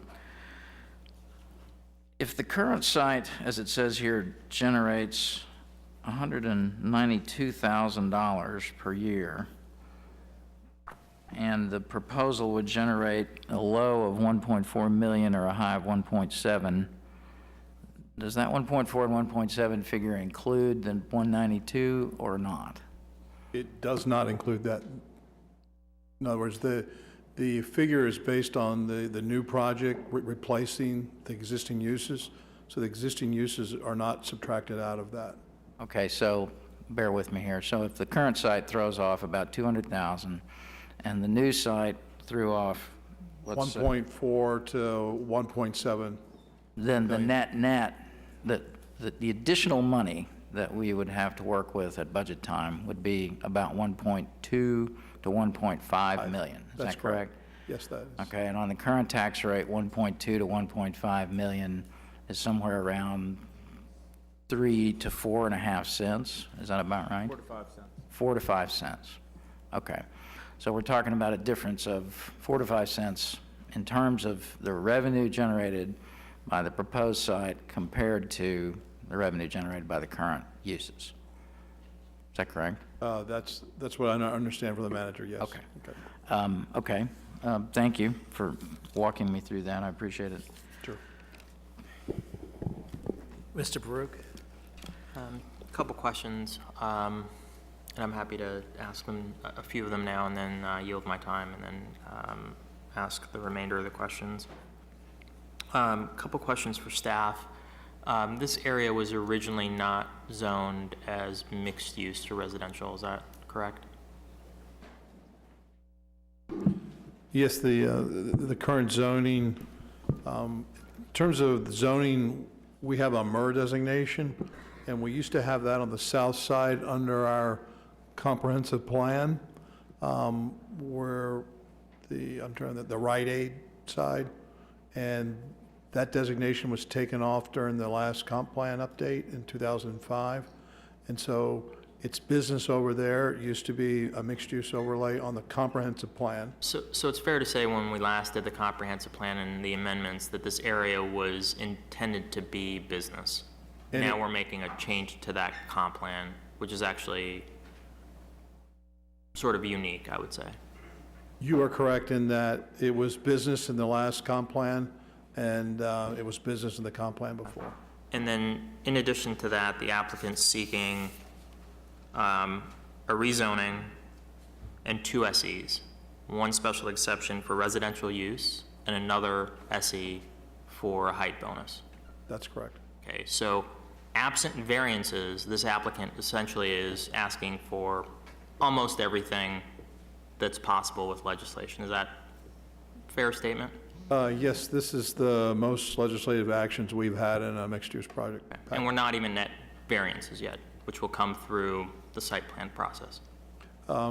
We've identified 1 or 2 waivers at this point that we're trying to mitigate those or make those go away. So the point that I'm trying to make is that this is a pretty, applicant's asking for a lot as far as changes, and I think you've captured that. And then just going to the fiscal impact model, I'm happy to see that there's a range provided. I think that's sort of what we're trying to move towards, just so it's not sort of a number. There's various assumptions that are made in there. But on the lower end, when the modeling is being done, I take it that that's modeled on a certain percentage and a standard for how much the hotel will generate. Is that right? And that there's a certain number of occupancy on the condos and also on the residential apartment piece, is that right? Yes, there's several variables that they're adjusting there. So it's sort of our standard model run, and then there's some play going on there. I want to focus in on the retail portion of it and the commercial piece of it, specifically the retail. What type of lease fill are we looking at? Is it at 50% fill, 75, 100% filled? Do you all know that off? This is fully occupied. Okay. So the assumption that's being made, which I would dare say that's very important to the city on the residential, or I'm sorry, on the retail piece, what's built into our model is 100% filled on the on the retail piece. That's correct. I'm going to yield my time, see if council members have any other questions, and then I have a couple others. Other questions from members of council? Vice Mayor Snyder? Thanks. Very quickly, because I really want to get to hear what the citizens' comments are, but since we're into this fiscal, I want to underscore one thing. Have you seen any legally enforceable commitments for any of the retail? At this point, no, we do not have anything as part of this application. So your fiscal impact numbers are based on your hope and estimates based upon assumptions of 100% of the retail, but you haven't seen any legal commitment, so at this point, it's basically a hope. Is that right? It's based on a conceptual plan. That's correct. Right. Thank you. Any other questions? Mr. Duncan? Just one, the current occupancy rate of the city retail spaces is a figure that presumably is maybe not right at hand, but available. Would you say that our occupancy rate is, I don't know, above 80%? Is it below 80%? What kind of track record are we going on here?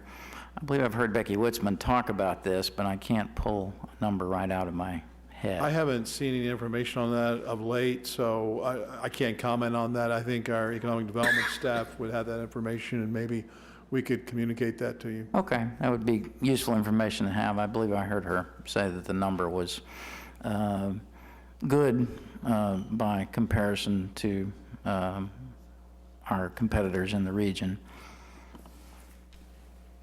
Other questions? I've got a question. Okay, go ahead, Mr. Berg. I just want to go back to an issue that the Vice Mayor raised, not directly, but somewhat indirectly, about the the conceptual plan. So what's before the council tonight is really the submission from back in July. Is that right, Mr. Fuller? Yes, it's the July 7th submission conceptual plan is what you have before you tonight. And that's what we're voting on, That is correct. not some of the updates with the Mason Row. The updates were just verbal concepts and presentations at this point. I assume the developer, he can comment on his status of updating those plans to reflect that. So I have a couple questions that I want to ask of the developer. This kind of gets to, the reason why I sort of mentioned that is because we're being asked to essentially technically vote on something that was previously provided to the council, and I understand that it's very expensive to do the drawings and fully update everything on every iteration, so I appreciate that.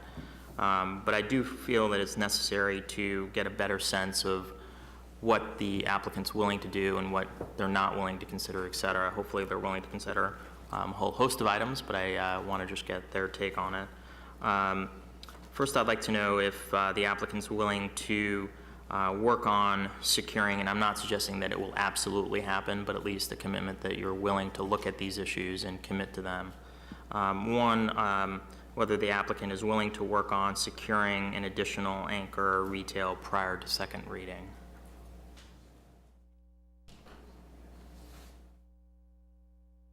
We are. Okay. Two, whether the applicant's willing to work with the city on reducing the residential density and the massing to extents feasible for the viability of the project. Yes.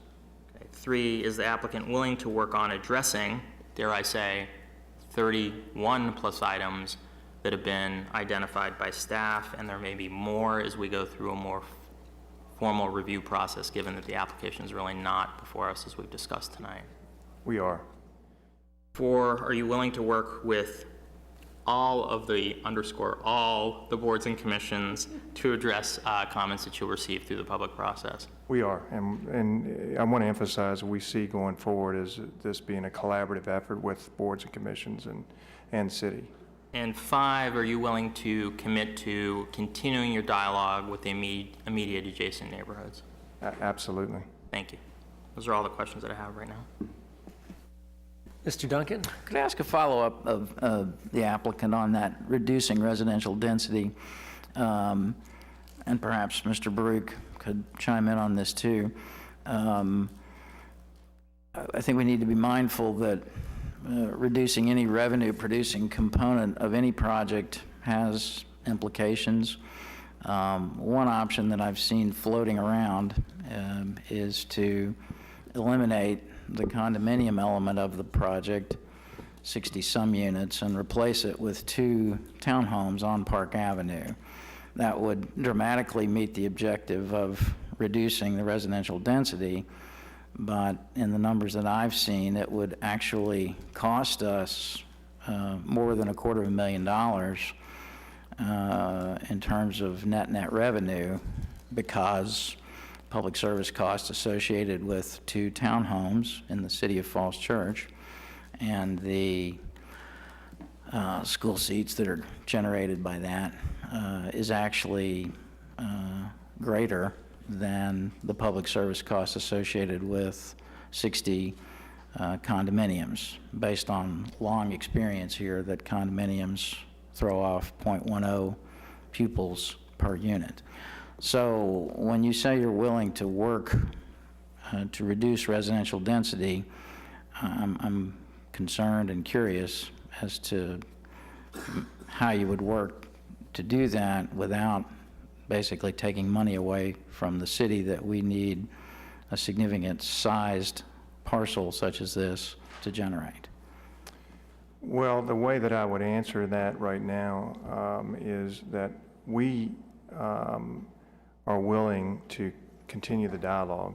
I understand your comments, and I agree with you. I think that it's a double-edged sword. Pulling back on the number of condo units would probably bring the fiscal impact numbers down. I don't have those facts in front of me right now, but I would not disagree with what you said.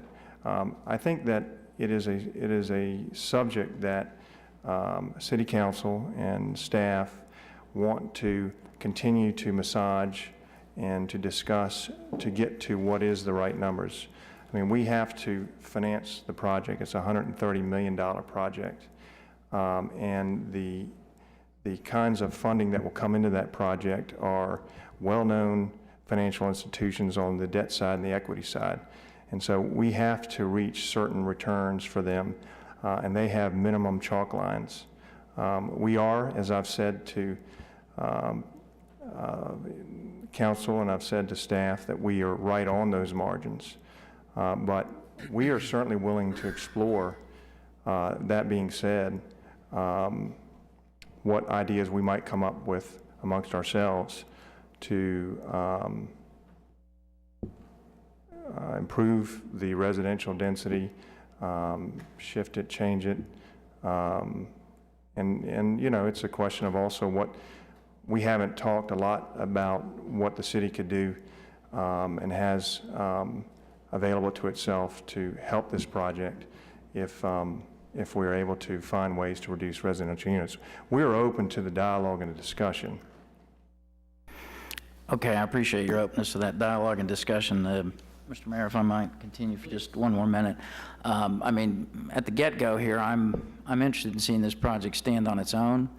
I understand that we do have certain tools and perhaps resources available to, you know, facilitate development that is community enhancing. So we do want to continue that dialogue for sure. At the same time, and, you know, going into these hypotheticals is not something that we really need to be or should be doing right now, but if we're going to sort of codify an understanding that we're going to reduce some component of the project, I think we need to very clearly understand the implications of that. Let's say, for instance, that the theater did not materialize. Some people would think that's a good thing because there's concern about the traffic to be generated by the theaters, and that in order to make the finances of the project work, you need to keep the residential density where it is. That's a trade-off that some on council, I think, would be willing to make if that's something that happens down the road. Maybe it won't. Hopefully we can have great theaters and the right amount of residential too, but if you see what I'm saying, I'm concerned that we codify any specific commitment to any particular component of the project which has a revenue generating element at this very early stage. I would agree with that. My response is to focus on continued dialogue and working with the city to meet their objectives and still maintain the financeability of the project. Thank you, Mr. Mayor. Mr. Baruch. And Mr. Duncan, I think you may have been responding to some of the questions that I had, and I think this project is a little bit different in the sense that, as I tried to point out earlier, you know, the concept plan that's been presented is not the one that we're going to be voting on. So I think it's really important as we're having this discussion to get some sense of sort of the direction and the dialogue that we're going to be having.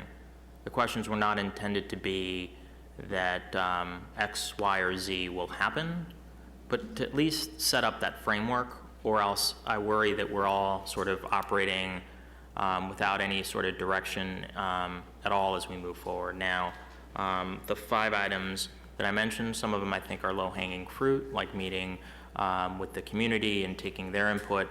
Others are a little bit more difficult, like securing a second anchor that may or may not happen. Working on the density issues is going to be even a tougher nut, but I think that they are worth providing guidance that these are important issues and that they're not resolved, not saying how they're going to be resolved, but at least resolved one way or another, could be detrimental to the ultimate outcome of the project. And I think we'll get the input through the boards and commissions process as we move forward, but the intent is not to say X will happen. And I'll try to explain that in the motion that I'm hoping to provide after we get public comments. It's to frame the discussion without sort of taking issues off the table or locking anybody in, but at least providing some guidance and a framework for discussion. Thank you. Let's go ahead and wrap up these questions. I've got a few more, and then we're going to get to public comment, and we have more time for discussion. Let me ask you, Mr. Shields, how much retail is in the Spectrum? Do you know approximately?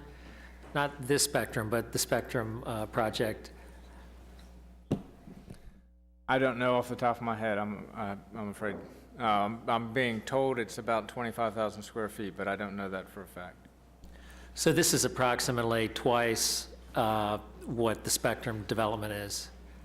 And how about Bethesda? Figure is correct. What's that? If that figure that I just quoted is correct, and I'll see if I can find And how about Bethesda Row and Rockville Town Center? How much retail do they have? Do you know? Maybe the project architect could let us know if he has any understanding of that. I don't know the specific number. It is more than what we have. Is it over 100 or 200,000? I'm not really sure. Probably fairly close to that. Close to 200,000, you think? No, it's closer probably to 100,000. Okay. Also, a couple other questions. How many single-family houses is this project? I know there are a few lots, single-family lots, that are incorporated in this project. How many single-family lots are incorporated? There are 3 single-family lots incorporated in this project. And what were they, quarter-acre lots or less than that? Yeah, Total or each? So about an acre of this is from single-family land.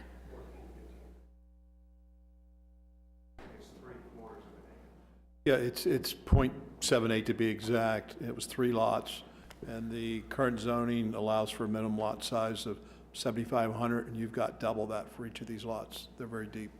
So it could be by right 6 lots possibly, depending on the configuration. It would be, you could probably get 5 out of it with pipe stems, yes. Okay. That's all I've got for questions. Unless there are any other questions, why don't we go ahead and move on to public comment?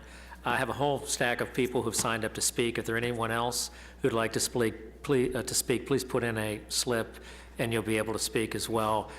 Please come and state your name and your address, and you're limited to 3 minutes. Mr. Mayor, I would just ask that I be given an opportunity to present a motion after we hear public comments. Okay. First speaker is Mr. Gary Laporta, followed by Anita Shallot. Mr. Laporta, welcome back. Thank you, Mr. Mayor. Gary Laporta, 130 Chanel Terrace. And in this regard, I'm representing the Chamber of Commerce, who has several members who currently occupy businesses in that proposed development. And we urge the council to pass first reading so that the Chamber can do an official response. And into response to Mr. Duncan's question, from a very dedicated employee who is now on the Outer Banks on vacation, says that the retail occupancy rate is in the 90 to 95% range. Becky Woodsman deserves a raise for that. Next speaker is Anita Shallot, followed by Russell Whitmire. Welcome, Ms. Shallot. Thank you for coming. I'm Anita Shallot, and I've lived at 202 Grove Avenue for the last 20 years. And I'm here tonight to voice my support for those, along with my neighbors who have some concerns about this project.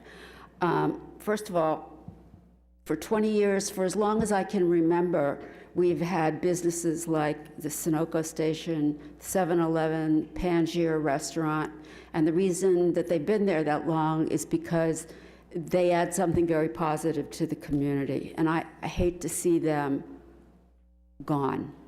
I really think an effort should be made to keep them.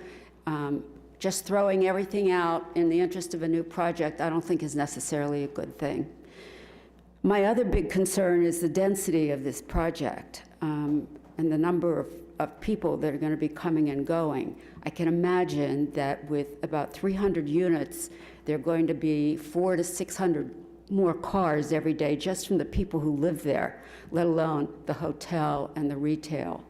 I didn't hear anything that mitigated my concerns about the increased traffic and congestion, which is bad already. And by the way, I've been to Bethesda Row and to Rockville Town Center a number of times, and I've never been there when it was easy to drive through the traffic or park your car. They're lovely projects, but way too dense. So I just want to say that I think change can be a great thing, but I think it should take the needs of the existing community into consideration. when those changes are made. Thank you very Thank you. much. Our next speaker is Russell Whitmire, followed by Jamie Craig. Welcome, sir. My name is Russell Whitmire. I live at 28 Carousel Court in Sterling. I've worked at Falls Church City, Sunoco, coming on 21 years, so I have a vested interest as to what happens in the city. I was thinking about your license plate, the Little City, and I look at this project and I don't see the Little City anymore when I see that.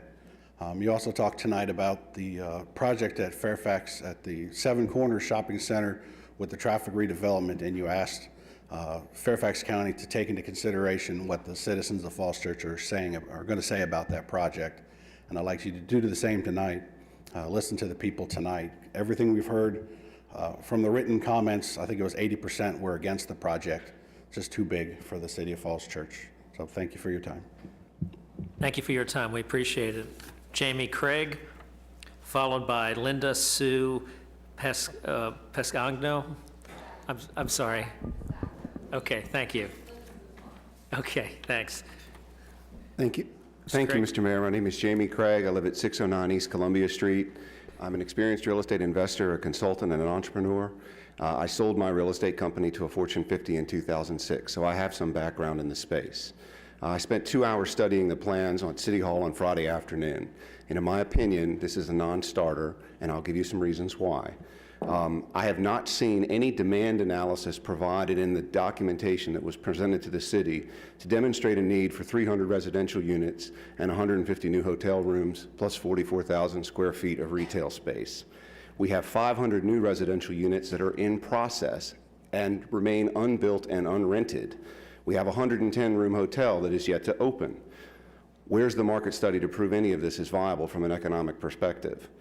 We have a changing target, as Mr. Baruch pointed out. First, we had a Walgreens. Now, at the suggestion of a council member, we have a multiplex theater. Multiplexes are a dying business. The margins are very thin, and they're not doing well. It's very hard to repurpose an underground theater if it fails. I was going to address the traffic, but they have addressed that. The schools report that was provided by Delta states, because of time limitations for this analysis, our work relied on Delta's prior similar engagements and our experience with the apartment industry in general. It doesn't properly address the new composition, and I believe it underestimates the desirability of the Falls Church school system for 2- and 3-bedroom units. I'm very concerned about the R1B lot destruction, which I think was brought up. There are 3 single-family homes here, and we would be replacing them with 61 2-bedroom or better condominiums. I'll point out this is a violation of the spirit of the lot splitting moratorium, which was affected by the City Council last year. That was affected in order to reduce the impact of increased density on the city and the influx of students that would go into the schools as a result. Taking 3 homes and turning them into 61 homes is far more dense than any lot splitting ever would have taken place.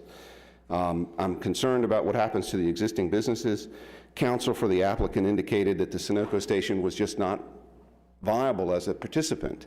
I disagree. 22nd and M Street in Washington, D.C., there is a station and pumps incorporated into a commercial development. Roslyn, Crystal City, it's been done. Spectrum's rush to seek approval on this should serve as a warning flag that all is not right with the plan yet, its supporting documentation, and its long-term viability for the city. Please do not approve a less than a complete and well-thought-out plan that seeks to address the needs of our community, both today but also into the future. We will have to live with this for 50 years. Please make sure we use this unique 4-acre site wisely and for purposes that will create economic opportunity for years to come. My closing thought, I'll summarize now. We had an $11 million surplus from the water fund, plus we have several $1 million we received from the Harris Teeter site. I would suggest that City Council consider land banking this site and then take time to work with the developer, Spectrum if appropriate, and develop what the citizens want and need. I submitted my comments in writing to the mayor. Thank you. Thank you very much for your time, sir. Linda Sue, and I'm going to let you come up and say it yourself, but thank you, ma'am, for coming tonight. More people to stop at Linda Sue. Thank you. Thank you, Mayor and City Council members. This is my first council meeting I've ever attended, so I'm speaking from the heart. I live at 809 West Broad Street, which is the Broad Falls Apartments. I've been through 2 divorces, and both of those divorces, I came back to the city because it was affordable to live here, and all at the Broad Falls Apartments. That may change because of all of this. I've been told that the property here in the City of Falls Church, it might be hearsay, is one of the hottest commodities around. And it's only going to be a matter of time before the people that live here are not going to be able to live here. I'm on a retirement income, which is a nice income. But I can't afford to buy any one of these condos that we already have built.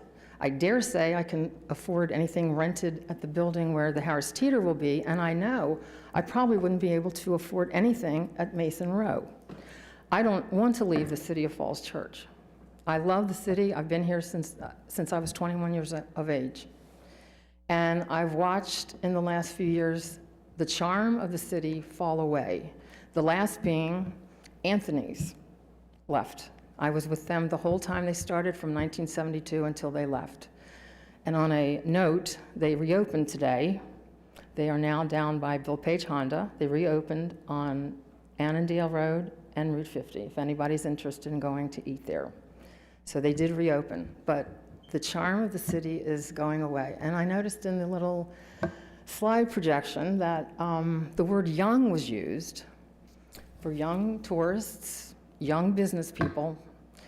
Don't forget the older residences like myself and other people in the City of Falls Church. I would respectfully ask you to rethink this whole, it looks like you're trying to cram a whole bunch into a little bit of space. The Sunoco station has been there, has always been there for me.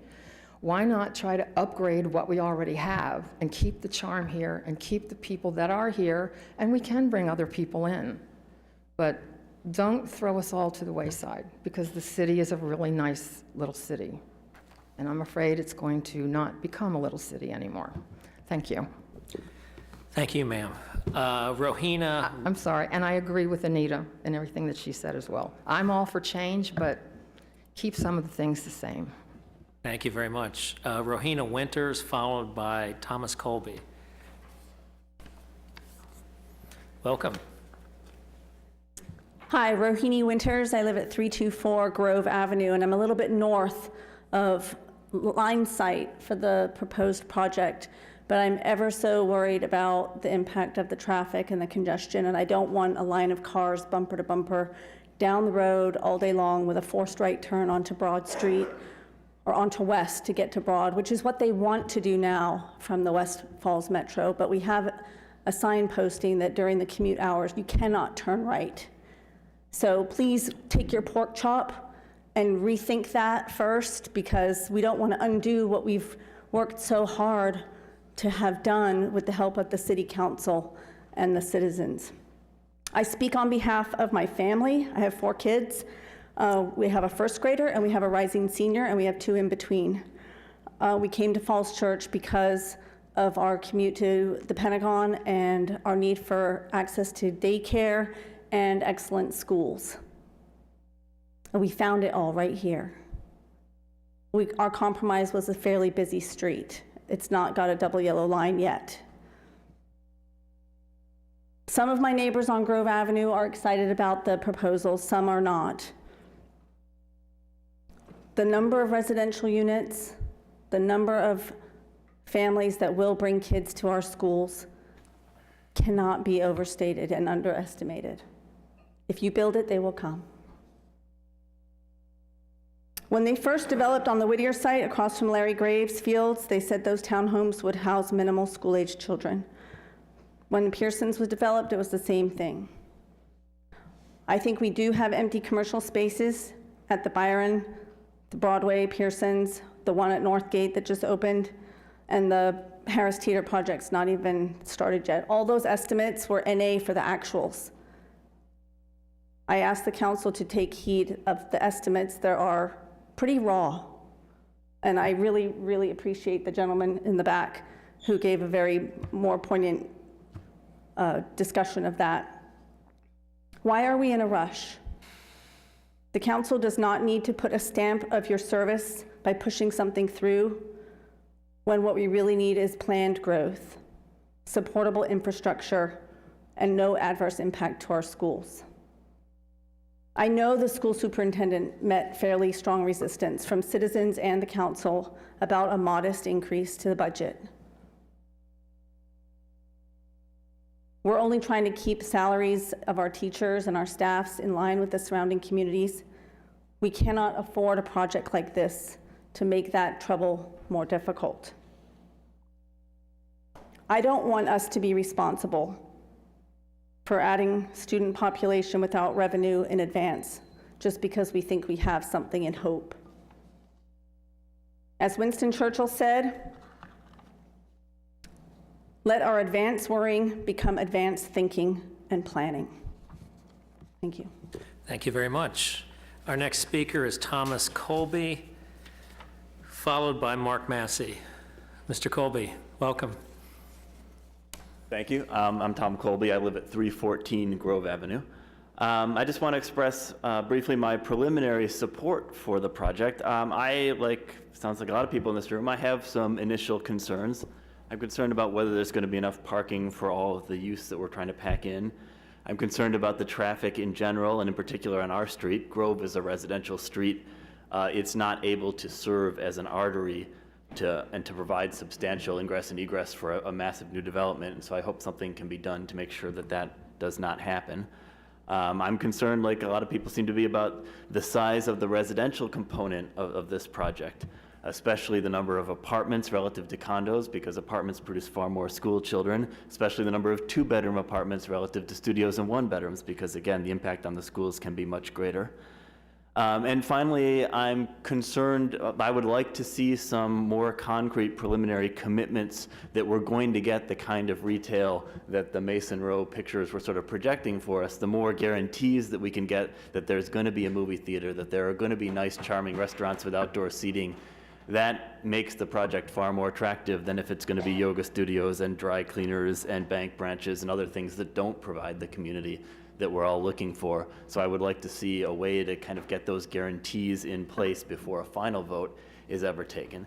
But with all those reservations, I'm preliminarily supportive of this project. I really like the way in which it's evolving. I like the fact that the developer is meeting with the community and they're open to making changes. I think it's moving in a really good direction, and I would say I'm even getting sort of excited about what it might be if it turns out to be what they're projecting for us.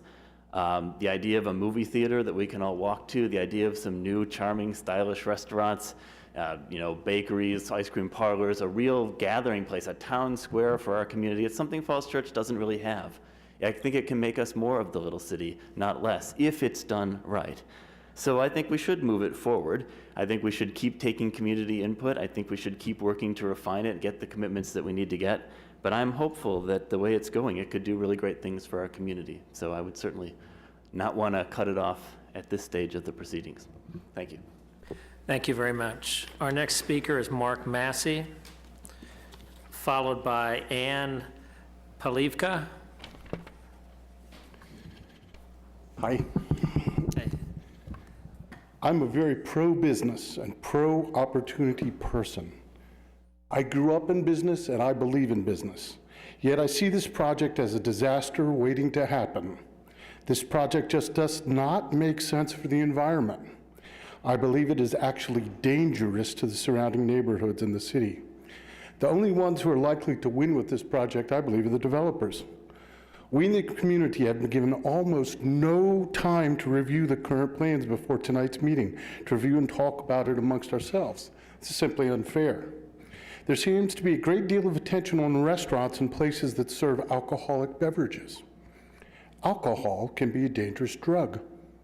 The current plan can be viewed as sell lots of potentially dangerous drugs to people who visit our neighborhoods in cars on already dangerously overloaded roads and expect no problems. Okay, granted that many of the people who go to the restaurants may be staying at the hotel in the complex. They may be on business travel and staying at the hotel. They know they don't have to drive anywhere, so they are free to drink as much as they wish. They may well want to go for a walk outside to get a breath of fresh air. Of course, what is outside of the hotel or the restaurant? It's our neighborhoods, our community park, and the W&OD trail. The very things these folks are talking about pulling people into this complex are the very things that present a danger. The WOD trail and our community park are supposed to be closed at dusk. The type of people they're bringing in, let's say they kind of like to stay up late at night. I remember that. To show how poorly the project fits in the neighborhood, the land has to be rezoned, not just a few exceptions, but wholly rezoned. The project is much too large for the neighborhood, way too large and invasive. 4 stories might fit in the neighborhood, but not 6. I think the traffic predictions are wholly unreal. I don't think they take into account a reasonable amount of traffic for a successful set of retail businesses. And it's important that, all the numbers include successful sets of retail businesses. And by the way, what percentage of successful retail businesses occur? How many businesses close or fail shortly after they start, within the first year or 2? I don't really have the statistics at hand, but I think you'll find it's pretty astounding. Most, the vast majority, fail. So what that means is there's going to be churn of that retail space. And our tax revenues, especially calculated 100%, is just gilding the lily. Regarding the hotel, we are just opened a new hotel in Falls Church. We have no idea how much demand there is for hotel space, I think, in this community. The federal budget is not exactly, sucking more people in. Anyway, I believe the project is dangerous from our community and does not belong here and should not even reach first reading. And thank you. Thank you very much. Ann Polivka, followed by Kenny Curl. Good evening. Good evening. My name is Ann Polivka. I live at 1005 Jennifer Lane, which is just off of Grove Avenue. And I'd like to start out by noting that I'm not opposed to something going into this area. I do actually have a strong preference for what's currently there, but I do not think that the current plan is at all ready to be sent to the board and commissions. So I'd like to urge you not to do that, and I particularly would like to urge you not to grant a special exemption for height. And I have 4 reasons to support this. First of all, it's very difficult to react to a plan that seems to be evolving so much over time, and that in of itself, I think, makes it not ready to go and have the whole legislative shebang granted to it. I also think the traffic considerations, especially for Grove Avenue, are not anywhere close to being resolved. A traffic plan that goes counter to the current abatement plans for the commuter traffic from the metros is not at all suitable. I also think that there is, it may be great for the residents that live there, but it's not at all good for those who live on Grove. I also think a plan that includes 7 movie theaters and as many as apartments that is in this complex is also a traffic nightmare for those of us who live close or on to Grove. But it's not just a traffic issue. I think it's also a design issue. For those of us who live over in Grove and Jennifer, this is going to be a massive wall. Again, it's a little bit hard to tell given the tentative nature of the plans, but it looks like the hotel has now been moved to essentially face Grove Avenue. That is a very big wall, and putting a lane through a wall doesn't really help those of us who live on the outside of the wall. So for that reason, I would think that it would be not ready or suitable for the area. I also think the content of the plan is not appropriate. It has too much residential in it, especially apartments. An extended stay hotel also sounds like residential to me. State Department students might be there. A movie theater doesn't seem well thought out when you're between Tyson's Corner and the Mosaic. I'd also like to point out that a hotel is an occupant of the space, but it doesn't mean that you have occupants in the hotel. And again, we have no idea how that's really going to work. So if it does sound like that what I'd like is what's there, that really is true. But if that's not feasible, I would like to urge you to have something that's much more modest, 3 stories, 4 stories, and is more appropriate for the area and the community that I've come to love. Thank you. Thank you very much. Our next speaker is Kenny Curl, followed by Chris Zawalski. Mr. Mayor, thank you, and it's Kenny Curley, just like my hair. Okay, thank you. Very good. I'm the owner and operator of Falls Church City, Sunoco. I've been there since 1993. The station was built in 1955 by the Shree family. Just to give you a little background, we're not a historic building, but we may as well be. This project is really going to have an effect, obviously, on our business. I would want to say that as far as the city charter is concerned, I think it's the council. They really have a responsibility to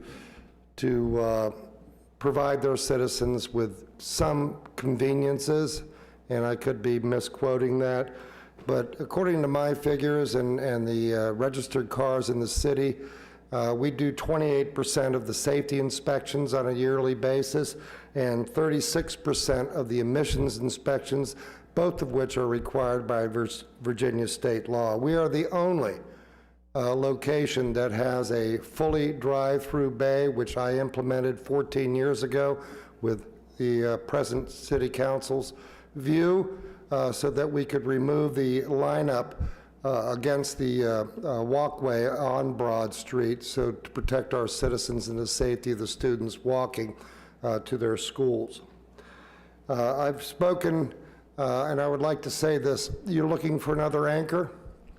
I've always wondered why this particular company never approached the leasee at that particular location, who has been there since 1955, of course starting out at Sinclair, and now Sun Oil Company, now bought by Energy Transfer Partners, which is a multi-billion-dollar company. Sunoco, I spoke with the Mid-Atlantic real estate manager on Friday, and she couldn't wait to get that phone number. They would like to be included in this project if you decide to move it forward. I can see that the schools are the most important thing in this city. There is no doubt about it. My kids went to school in this city. I'd like to say they went to the city schools, but no, we went to St. James, and then they moved on to O'Connell. But it's still a wonderful city. I've been around. We're a listening post. We have many friends through the city, but I know that you'll do what's best for the community to maintain, in the Mid-Atlantic, Sunoco, lady's words, it's the most charming city she's ever seen near Washington, D.C. This is something you need to keep in mind. You're going to be surrounded by Fairfax County growth. You're going to be surrounded by Tyson's Corner, which is going to end up being one of the largest cities in the state of Virginia. Why don't you just keep it an oasis here? That's what I would recommend. Whether or not you keep me, that's your decision. I'm a businessman. I can move on. I can do other things. But Sunoco would be interested in speaking, and I will provide them with a phone number with them if they could include us in the project if we finally approve this. So that's all I have to say, and thank you very much. Thank you. Chris Zakowski, and followed by Terrence O'Dowd. Mayor, Council, my name is Chris Zakowski. I live at 309 Grove Avenue. I here in support, general support of the project. I have some concerns with regard to it, many of which have been expressed to the developer. Living on Grove Avenue, I think my primary concerns relate to the traffic, the speeding and the like. I also have a tremendous concern about the impact on the city schools. But when I look at this, since moving here about 10 years ago, the tax rate has gone up. The taxes generally just have gone up tremendously. And like so many things, everything's about trade-offs. I hear a lot of concerns about the project being raised, but the trade-off from that is what are some of the solutions for dealing with the issues that we have. This is not a project that's really creating the hole that we have in terms of some of the fiscal issues. the number of children attending our schools is not going to go down. The continual strain on our city resources is not going to go down, whether this project is built or not. That this may have a net impact on it, but we have a lot of challenges to face in the city, and the only way to really address them is to just have the residents pay more taxes. I like the businesses that are there, but I think we also have to be mindful of the overall impact on the city from a net perspective. I think that this project offers some, and probably it's the first project to me that seems to offer some of the best opportunities to really start to do something interesting for the city. A lot of the other projects haven't thrown off great retail, if they've thrown off any retail, or at least any meaningful amount of retail. And the developer here seems to be very mindful of the residential impact and the overall impact on the schools. So I like to see this move on and to continue to work with the developer to try to manage the school issue, the residential composition, the traffic issue. I like to see, you know, whether or not the street closure at Grove is possible is probably unlikely, but certainly some sort of management issues to be put in place to deal with some of the safety issues around there. But overall, I'm very supportive of the project. I'd like to see it move forward. Thank you. Thank you very much, sir. Our next speaker is Terrence O'Dowd, followed by Pirooz Khanmalik. Welcome, Mr. O'Dowd. Thank you. My name is Terrence O'Dowd. I live at 700 Lincoln Avenue. My family's lived in that house since 1957. I've lived there for 40 of my 55 years. I've seen Falls Church City grow. I've also seen the traffic grow, and it's very hard now for me to get in and out of my driveway during morning and evening rush hours.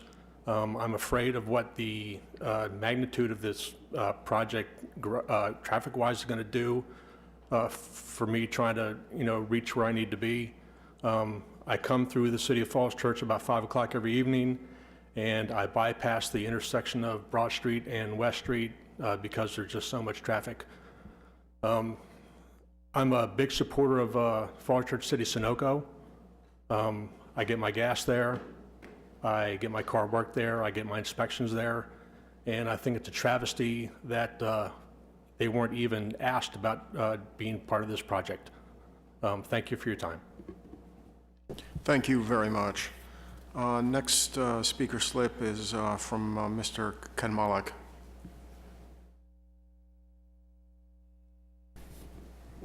Good evening. My name is Pirooz Khanmalik, 609 Park Avenue, Falls Church, Virginia. I never knew what the word NIMBY means until I moved to city of Falls Church. And I been a business owner and a property owner since 1998 in this city. I have attended in many project meetings. I have never seen the citizens in our city ever support any project. What I have seen after the project is built, they enjoy the amenities and they enjoy the facility and they brag about it. I think that the way the corner of the West and Broad, the way it looks like now, is not a very promising look for the richest county in America, as Forbes magazine puts it. So I think that this project is a very interesting project, and it's totally going to revitalize that area. And I am not sure if fighting to keep a gas station where we have many of them in our city of Falls Church, or the inspection center where we have many of them in our city, or keep a rundown parking lot or a deli would be doing any favor to the future generation. Some of the residents, they talk about responsibility. I think that the council and the city has a big responsibility. Take advantage of these opportunities and build the city. Everywhere you drive, every corner you go, development is happening. City of Falls Church has been the slowest one, mainly because we have some neighbors who just do not want anything in their backyard. Remember, City of Falls Church is about 5 minutes to DC. And I was in Merrifield today. I could not believe there are all these buildings, shops, and in fact, it was very occupied, very much occupied. So I think this project is a very great project. It's going to totally change that area, coming from Tyson's Corner, especially with what's happening with Tyson's Corner, with all the metro and all that. It would give a very interesting welcome to the city of Falls Church, and I promise my neighbors that we all will use this facility and will brag about it, and will be very proud of any projects like this that will come to our city. Thank you very much. Thank you, sir. Our next speaker is Victor Wong, followed by last speaker, Mark Warpelid. Mr. Wong?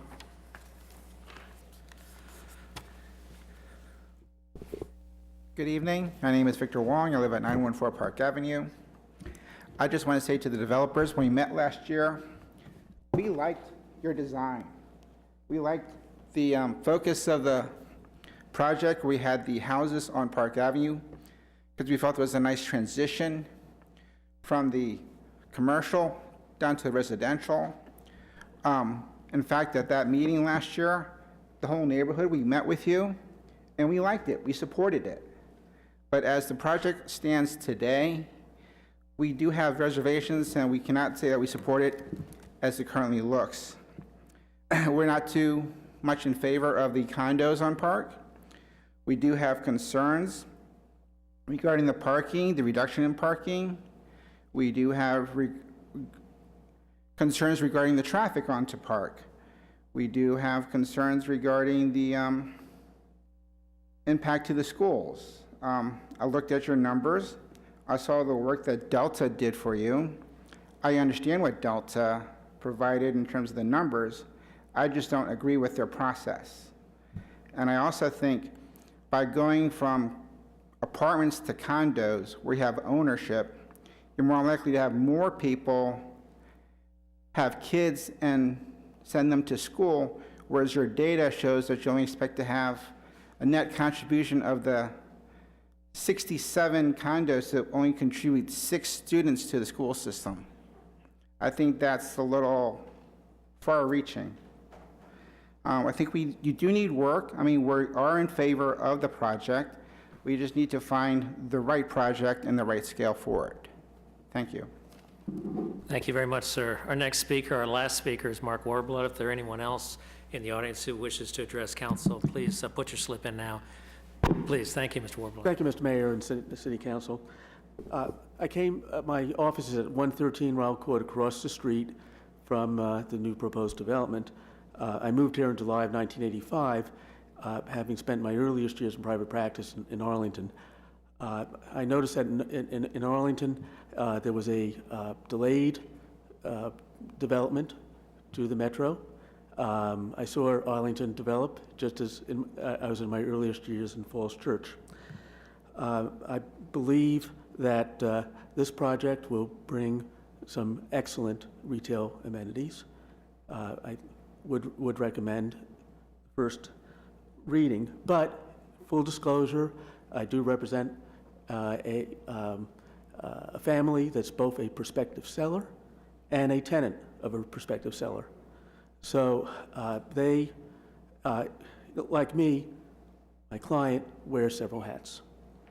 And they are concerned, just like many of the other businesses, about having to relocate.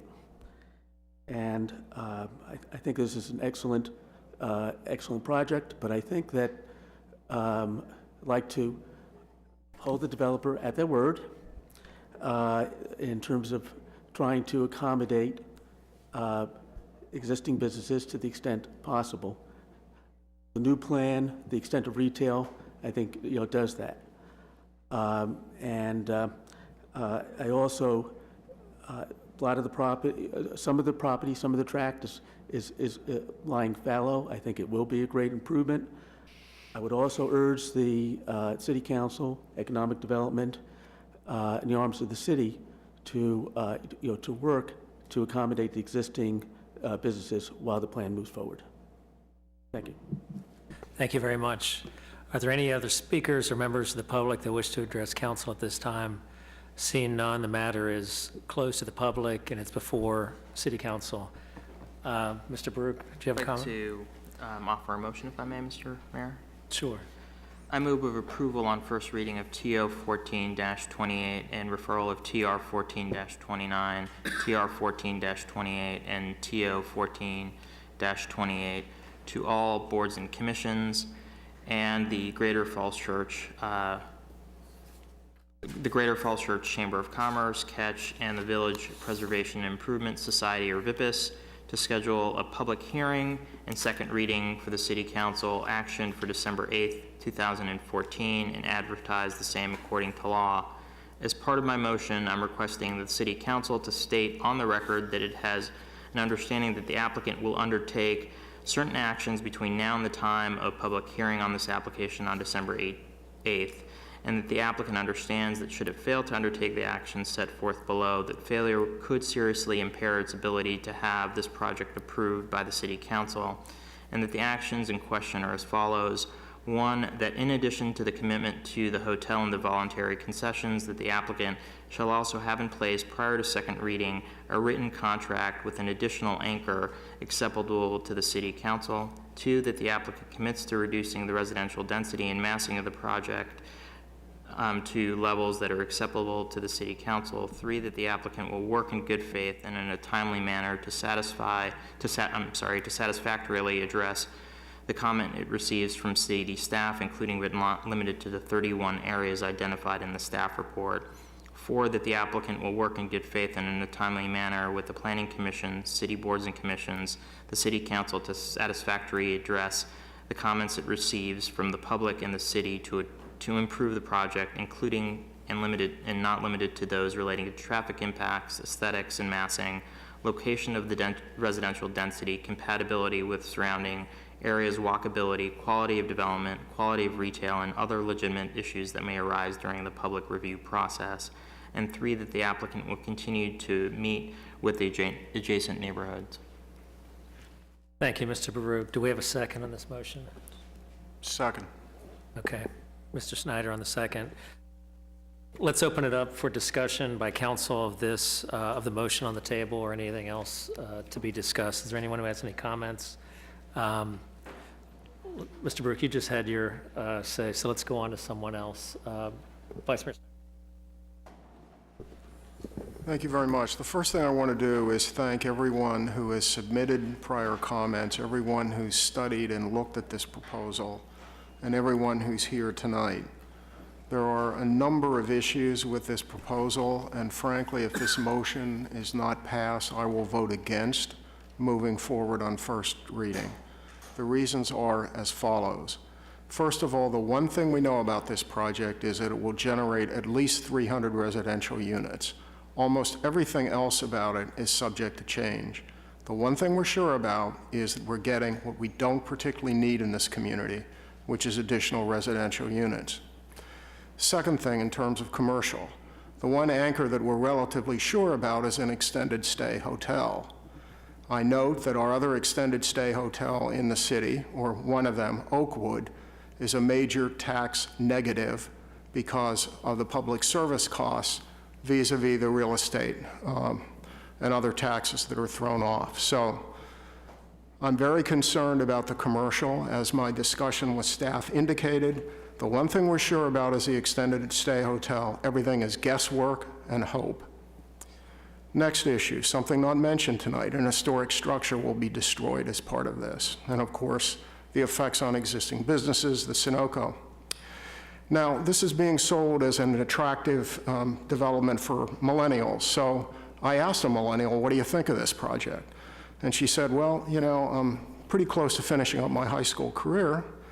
And the one thing I'm concerned about is, yeah, the school's old, but the thing I'm really concerned about is overcrowding in the schools. And I love the lazy Sunday. So if this is pitched toward millennials, I don't know which millennials it's pitched to. Next point, in terms of transportation. What I see is a minimal commitment to transportation infrastructure on the part of the developer. Rather riding along on public investment, including the bike path has been already mentioned, a really minimal new investment on the part of tackling the very significant transportation issues here, and I want to see a lot more there, the developer put forward. Next item is just sort of backing off from this. The thing that impresses me in a negative way about this development is its lack of context sensitivity, its lack of sensitivity to the neighborhood, its lack of sensitivity to the city in general. It's a kind of project that you could put at almost any intersection in Northern Virginia. And if we're going to compete effectively with Tyson's Corner, it's not to try to be another Tyson's Corner, it's to be something else. I appreciate some of the drawings. This has been a moving target. I appreciate this. The citizens don't really know what this project is at this point for very good reason, because it's changed so dramatically. Well, the changes have been pictorial, but the changes have not been fundamental. It's an overwhelmingly residential project with the risks being passed on to the taxpayers of the public service costs that inevitably come at a far higher percentage here than come from the same residential unit elsewhere, already contributing to overcrowded schools, as the millennial I talked to commented on. So for all these reasons, I'm very skeptical about this project. I'm literally on the fence as to whether we should go to first reading. I'm willing to consider going to first reading under the circumstances provided by Mr. Baruch. I'm willing to support that. I understand some folks would like to move forward on first reading, and we need to get a lot more information out to the neighborhood and to the community overall. So for that reason, I'd support first reading. But in my view, this project has a very, very long way to go. And again, if I can't signal clearly enough to the developer what our expectations are during this interim period, and again, if that's weakened or removed, then I don't think this project is ready for first reading for all the reasons that I've indicated. Thank you very much. Other speakers?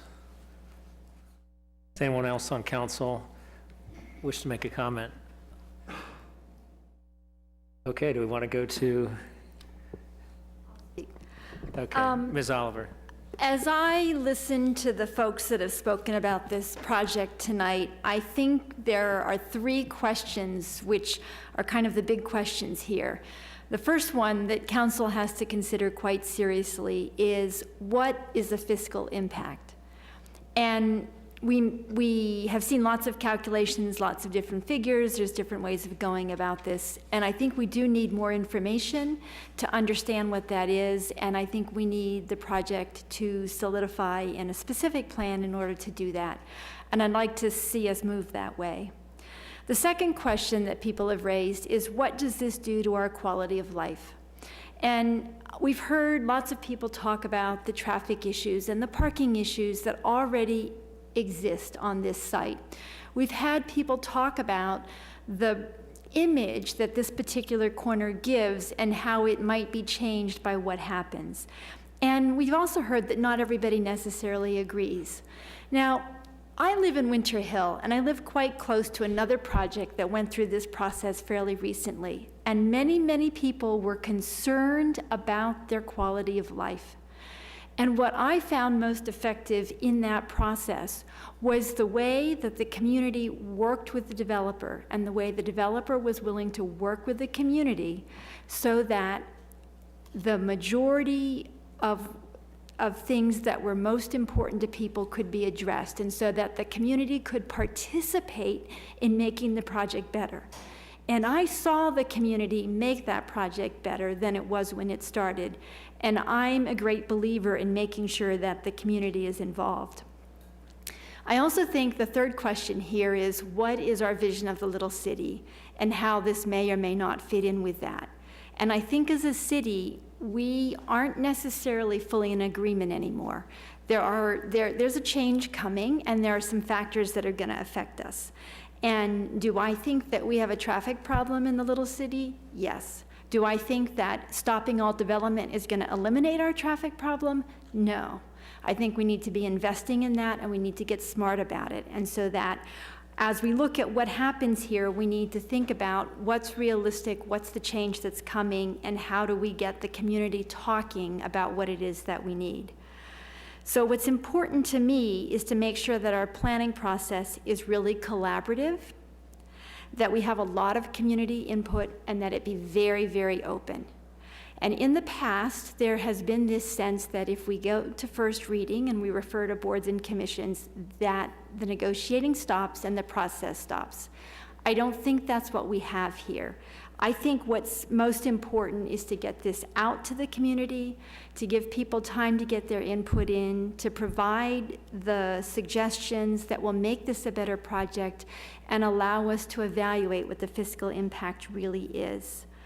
So what I would say is, if this was second reading and this project looked like this, I wouldn't be voting yes, but I think it's important to get it out to the community. I want to get it out to the community, and I want to make sure that we work on these important things that we have, the nailing down the fiscal impact, understanding the quality of life, and trying to picture this within our image of the little city.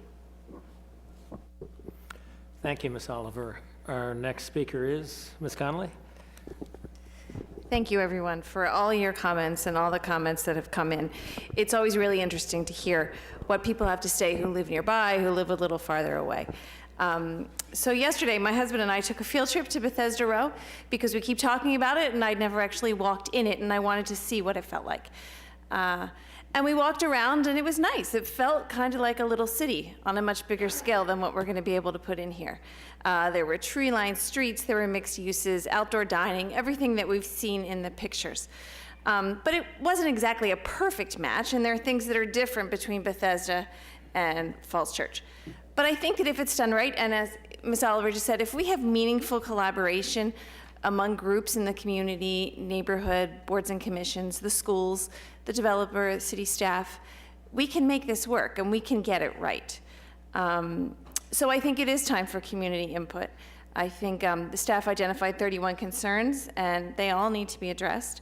The traffic, the parking, the neighborhoods, the commercial component, keeping some of our smaller businesses that are really important. One of the things that I noticed at Bethesda Row is that there were big retailers, and then across the street there were some local retailers, and I would love to be able to keep some of our local retailers nearby as part of this project and part of our community, because they are a very important part of the fabric of our community.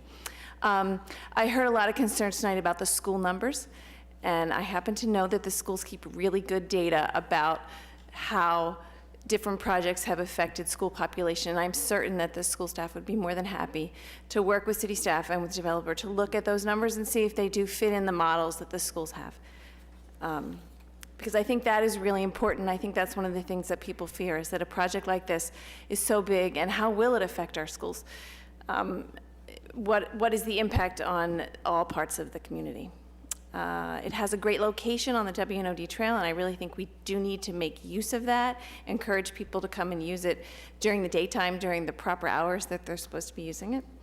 And we also heard today from someone who was concerned about affordable housing, and I think that's something we need to look at. Affordable housing, we have a model in Falls Church that works, and the concern from the person on affordable housing is that the model proposed in this project is not what has worked in other places, so I think that needs to be massaged and considered. So I do think we should go to first reading, and it's not ready for final reading, but I think with a lot of community input and collaboration, we should be able to go forward.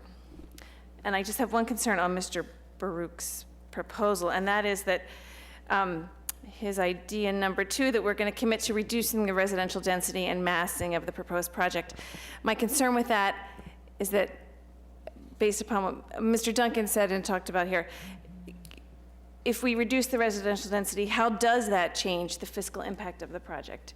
And so if we specifically put that in there, that that is what we're looking for, and that doesn't give us the answers that we want, where are we left? So I'm concerned that we're going to tie our hands by saying the residential density must be reduced. Thank you. Mr. Baruch? So if I can just, without using up my comment time, just respond to that particular question. So all these items, the way that the motion is drafted, that it's an understanding that there will be further discussion about it, not that these are the only issues that are going to be taken up. For example, if we do the analysis and the applicant commits to looking at reducing the density and there's drastic impacts to the modeling, that's something that the council would consider. But at least it points to a direction of things that we want to discuss, so that's what it gets to. And I think all, various members of council have different views of the importance of the various items. I'm happy to highlight the ones that are absolutely critical, but at least it's supposed to be a guidepost, not that any single item will be a go on second reading or a no-go, but provides the framework. Because it's sort of unique in the sense that normally when we see these projects at first reading, we do have a staff report, a full staff report. We do have a conceptual plan that's changeable, but at least it's, it's a little bit more wholesome or fulsome rather. And in this case, the reason why, and I hate complicated motions, I'm all for simplicity.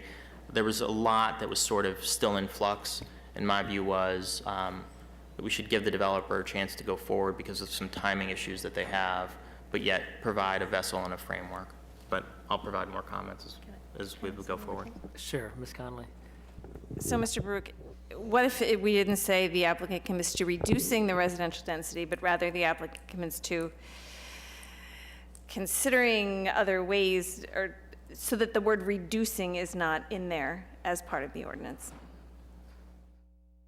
If it need.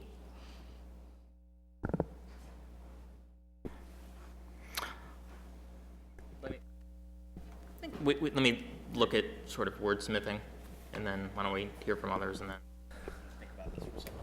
Okay, do we have anyone else who'd like to speak at this time? Sure, Ms. Oliver. I'm a relatively new council member, and so I just wanted to ask a point of process about this motion. It seems to me that there are actually two items in here which do not need to be linked to be voted on together. One is a suggestion that we're requesting that the city council state something for the record. And the other is that we agree to send something out to boards and commissions. And do I understand that the motion that we are now discussing is not the original one, but this modified one, and that we must vote on these two items together? We have a motion that Mr. Baruch has introduced. It could possibly be two motions, I guess, but he hasn't introduced them as two. He's introduced them as one. It does have a second, and so that's under discussion right now. Do we have other comments as to either the motion before us or the subject matter of tonight's hearing? Mr. Z? Thank you, Mayor. So we sit before you tonight for this critical vote for the future of our city. I think that as City Council and as subcommittees of City Council, we've all been working on this with great diligence over the last year.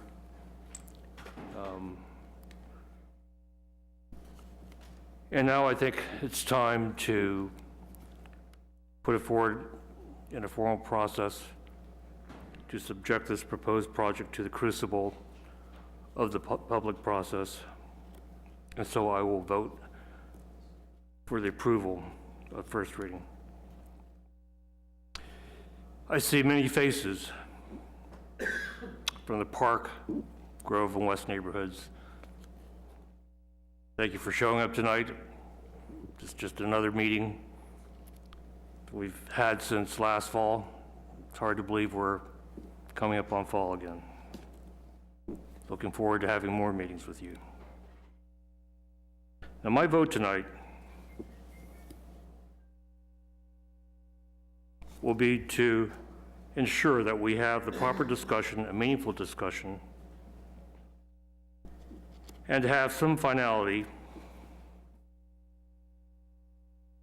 on obtaining public benefits.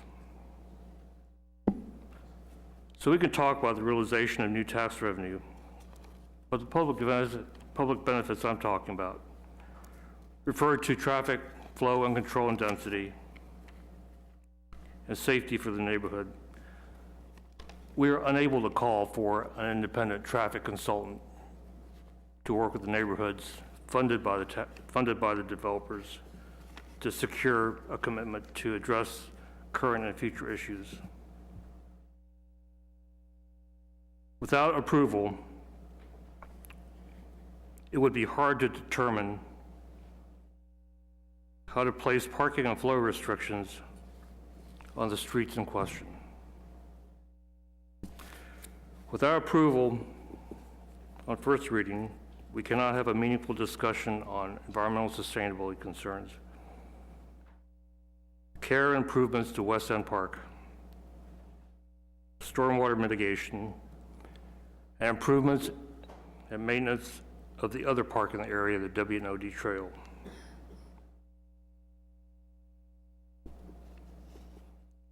Without moving forward and having a public discussion, we cannot enter into understanding what the commitments are to retain existing retail for the businesses that we like, cherish, and want to keep. Now, I know this developer has 2 decades of experience in retail development. I have to believe that it is with some reluctance they arrived at this current mix of residential to retail. I also know that the architect that they hired has vast experience in designing these kinds of retail spaces that we like Union Market, Navy Yard, Chinatown, a few other places. I'm cautiously optimistic that going forward we'll have a better discussion with the developer and the architect to see what it is that they can provide for this community to have enduring hallmark for the next 50 years. So I am almost at the end of this discussion, page 3. You need to take out your pencils here because I'm about to issue you some challenges. Challenge 1, have a stand at the Taste of Falls Church. Bring the project out, bring your people out. The people approach you one-on-one, September 13th. I want you to commit to building a model in sufficient size and scale that shows the mass, the shape, the interior street, and more importantly, the relationship to residential. If you're any good, you'll bring the model to Taste of Falls Church. Challenge 3, I would like you to have a soft start to meeting with the boards of commissions and any one of the residences that want to show up. You bring the coffee and donuts. And lastly, these are intermingled. I mentioned the independent traffic consultant. I also want you to fund an independent shading massing study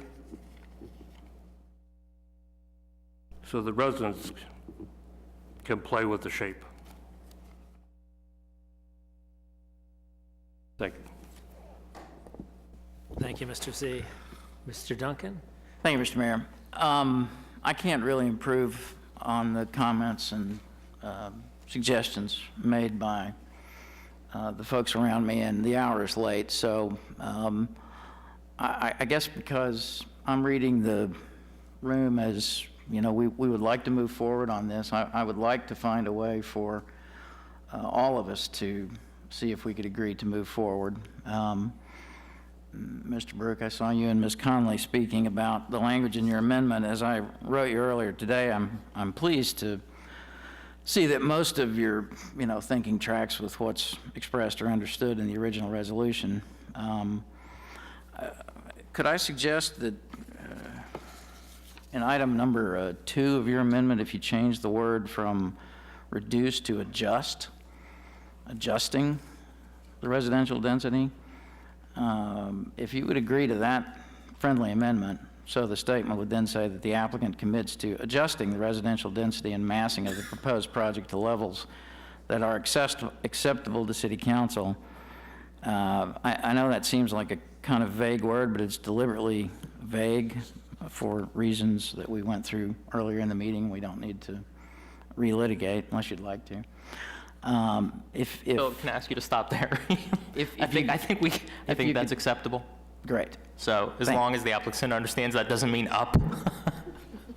Well, adjusting could be what it says. It could be adjusted either way, But for actually. I'll take that friendly amendment and I'll leave it there and say, on my personal view, it should not be up.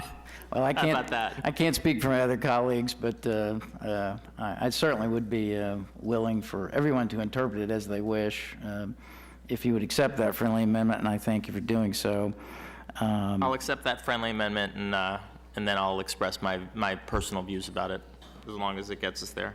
Okay, all right, thank you. So the change would be adjust? Just for my purposes, again, I can't speak for anyone else, but that would be what I would suggest. Adjusting would be the word that substitutes for reducing. You know, I mean, since you've stated your position for the record, I just don't want us to tie the hands of the boards and commissions that are going to be carefully considering this proposal at the very start. I think it's very important, as Ms. Oliver said, for this to be a project that the community and the boards and commission volunteers really have ownership of and really are driving. I want, exactly as Mr. Z said, the applicant to sit in rooms with the Affordable Housing Group, with the Transportation Group, with the alphabet list of boards and commissions that we have, with the neighbors, as Oliver said. You know, the positive attributes of this project are, as Ms.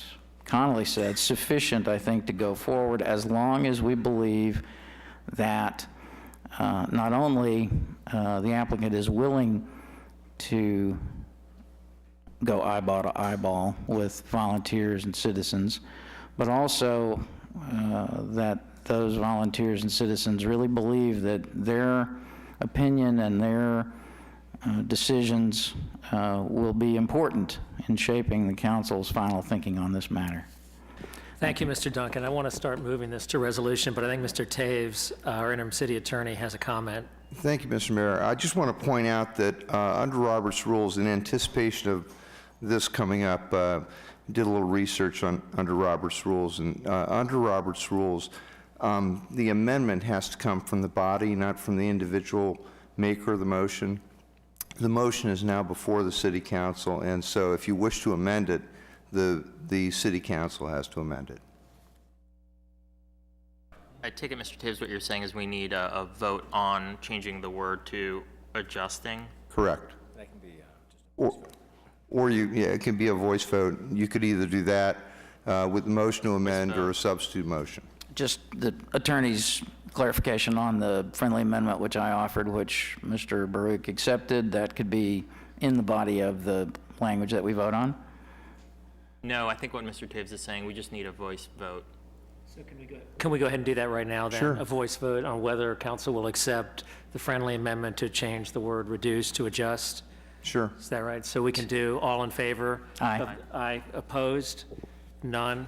Abstentions? None. So that motion carries. That's good. Okay. So let's go ahead and move towards the vote. I do like to make some comments unless anyone else has anything else to say. Super briefly, maybe. 'Cause After all the work I did to bring the motion forward, I feel I should say something about it. So when this, I just want to be clear with the public on my thinking about this. I had grave reservations about the project, much in line with the comments that have been expressed by Vice Mayor Snyder. But I did want to highlight two particular areas, and I think this project is still in flux. I do think that it's got enough there to go forward for further discussion, but not without specific guidance to the developer, and that's why I crafted the 5 points the way that I did. And again, these were issues that have been long discussed in EDC meetings and elsewhere, so I thought that they were appropriate to bring forward, but really also to make it very clear to the developer that we're going to hold you to the commitments that you presented so far, given that we don't have what I would view a version 2 or 3 or whatever version we're on the application. But the two things that I'll say personally as one individual council member that are exceedingly important are, one, having a second anchored tenant. Without this, I think this project has got no viability, so I'll put that out there. And I think this is captured very well in the staff report that says, and this is on line 874, that says, without a major anchor tenant or a movie theater, the future retail is moderate or unimpressive at best, or something, at best is my added, but that's essentially what it says. So that gives you a sense of how important that second anchor is. And then two, I know that we've changed the language on the second point, which has to do with the residential density. I do think that we need further discussion about that, both with city staff and with the applicant. The reason why I accepted that amendment is I do think that we do need some work done as a city about the number of residential units that the city is going to absorb through the mixed-use process.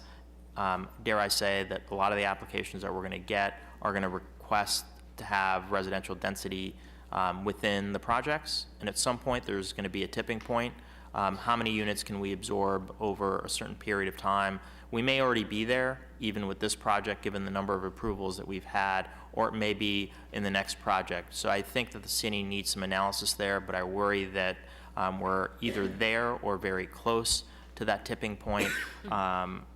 So that's why I'd like to see at least the analysis done, and my view of adjustment here means reduction, not increase. And then I do think that the staff's 31 areas need to be worked through, along with other comments that will be provided through the public process, and also the importance of continuing to work with the neighborhoods, as Ms. Oliver pointed out. I can't stress how key that is, both to the applicant and to the adjacent neighborhoods, to make this, should it go forward, a viable project. And I thank my fellow council members for their entertaining such a complicated motion and providing their feedback, and also to the applicant for bringing this forward, and also to the members of the public for their comments and providing the constructive input that they have so far. Thank you very much. Okay, why don't we go ahead and wrap this up? I do have a few comments and concerns. If this project were up for second reading right now, I would not support it. I think there's more open issues than I would like at this point, but it seems there's a consensus forming around Mr. Baruch's resolution. My concerns, many of which have been expressed already, one is the amount of residential density, the unit mix, the massing. I'd like to see a better commercial residential mix. It seems that all our projects are in the low 20s or mid 20s commercial, and about 75% residential. I'd really like to find a way to get that more closer to 50-50. I'm very concerned also about the density and massing on Park Avenue. Park is an established residential neighborhood, and going from the original proposal of two single-family units to 67 units is a big concern of mine. I think it's bad precedent as well to turn single-family lots into mid-rise residential or other high-density commercial uses. The Hilton Garden Inn is already under construction, nearly built, but the garage in the back of the Hilton Garden Inn, I think, is a real intrusion into a beautiful established single-family neighborhood. And I'm concerned similarly about putting a 67-unit condominium building right in the middle of single-family houses. We've heard about traffic. I won't belabor that, but traffic connections, traffic circulation is important, and I think it's going to require some real heavy-duty lifting, not just stop signs and things like that, but some pretty serious thought and work. The movie theater, I guess I'm still uncertain as to whether it's in or whether it's out, and at what point are we going to know whether it's in or it's out, because it is an important consideration. It's an important decision point on traffic circulation, on how people are going to ingress, egress, parking and the like, and I think in the near future we're going to need to know whether it's going to happen or it's not going to happen. And so I would just request the developer put some thought into being able to either make a commitment for it or deciding it's not going to work. But I think that's an important part of our analysis. It's exciting in many ways, but presents some challenges that would have to be addressed, such as parking and traffic. This is a minor point, but I would like to see more orientation towards the bike trail. It's a major source of non-automobile ingress egress, and something I think should be taken more advantage of than it has been. This project, out of any in the city, seems to me that it ought to really take advantage of the bike trail, and it doesn't seem like that's really happening just yet.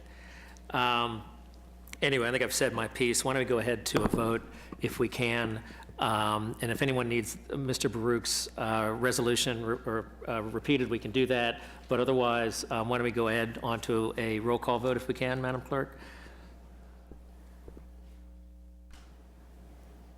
Mr. Baruch? Yes.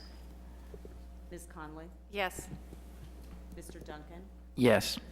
Ms. Oliver? Yes. Mr. Snyder? Yes. Mr. Z? Yes. Mayor Tarter? Yes. And it passes. Okay, thank you.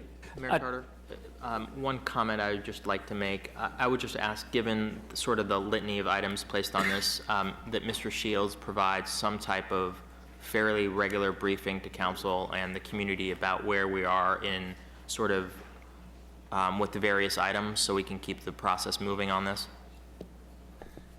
We will do that, and also I did want to just let everybody know that we do want to start with the town hall meeting on this. We'll work with everybody to find a good date for that, so there'll be more information on that. But as Mr. Z noted, and the mayor has asked for also, to bring all the boards and commissions together in a public, with the public invited, sort of a more informal environment to get questions answered about the project, learn about the project, and then have that segue into a more formal meeting, public hearing held by the Planning Commission. So we're working to put that together, and we'll get more word out on that. Thank you, Mr. Shields. And I know that we've set up on various projects certain sort of websites that contain all the relevant documents. And I know that we've redone the city's website, but I think it would be good to capture the same concept, to have one page where people can go to click on the latest documents and latest comments and plans, and also if we can add in a section on sort of status, and then include on there when boards and commissions are meeting on a particular item, including the various council committees as well, so people can go to a one-place stop on the website. Okay, let's go ahead and move on. And thank you all for attending the hearing and for your participation, and encourage you to continue to participate in the process. Thank you, Mr. Batten and your team, for coming out tonight. Congratulations. What? Mr. Mayor, I move we continue the meeting past 10:30 and we take a 5-minute recess. We have a second? I second that. All in favor? Opposed? Abstentions? There are none. Let's take a 5-minute break. Reconvene at 10:35. We do have more items. We have a closed session at the end, so let's go ahead and keep on going. Madam Clerk, will you call the next item, please? Yes. We have TR 14-30, resolution creating a task force to refine the plan for the City Hall and public safety facility improvements. Mayor Mr. and- Shield, Ms. I was just going to jump right in for you, Mayor and Council. This is the task force that we spoke about at the work session on August 8th. The staff is recommending reestablishing the task force. Is similar to what we did in 2011 with an updated scope and also updated membership. So I did want to highlight that there's 3 adds to the membership makeup of this task force. So it is more external as well as internal. So the 3 adds would be Rexham Park Advisory Board and Library Board of Trustees, which get your boards and commissions that are heavy users of this campus for special events, farmers market, and parking.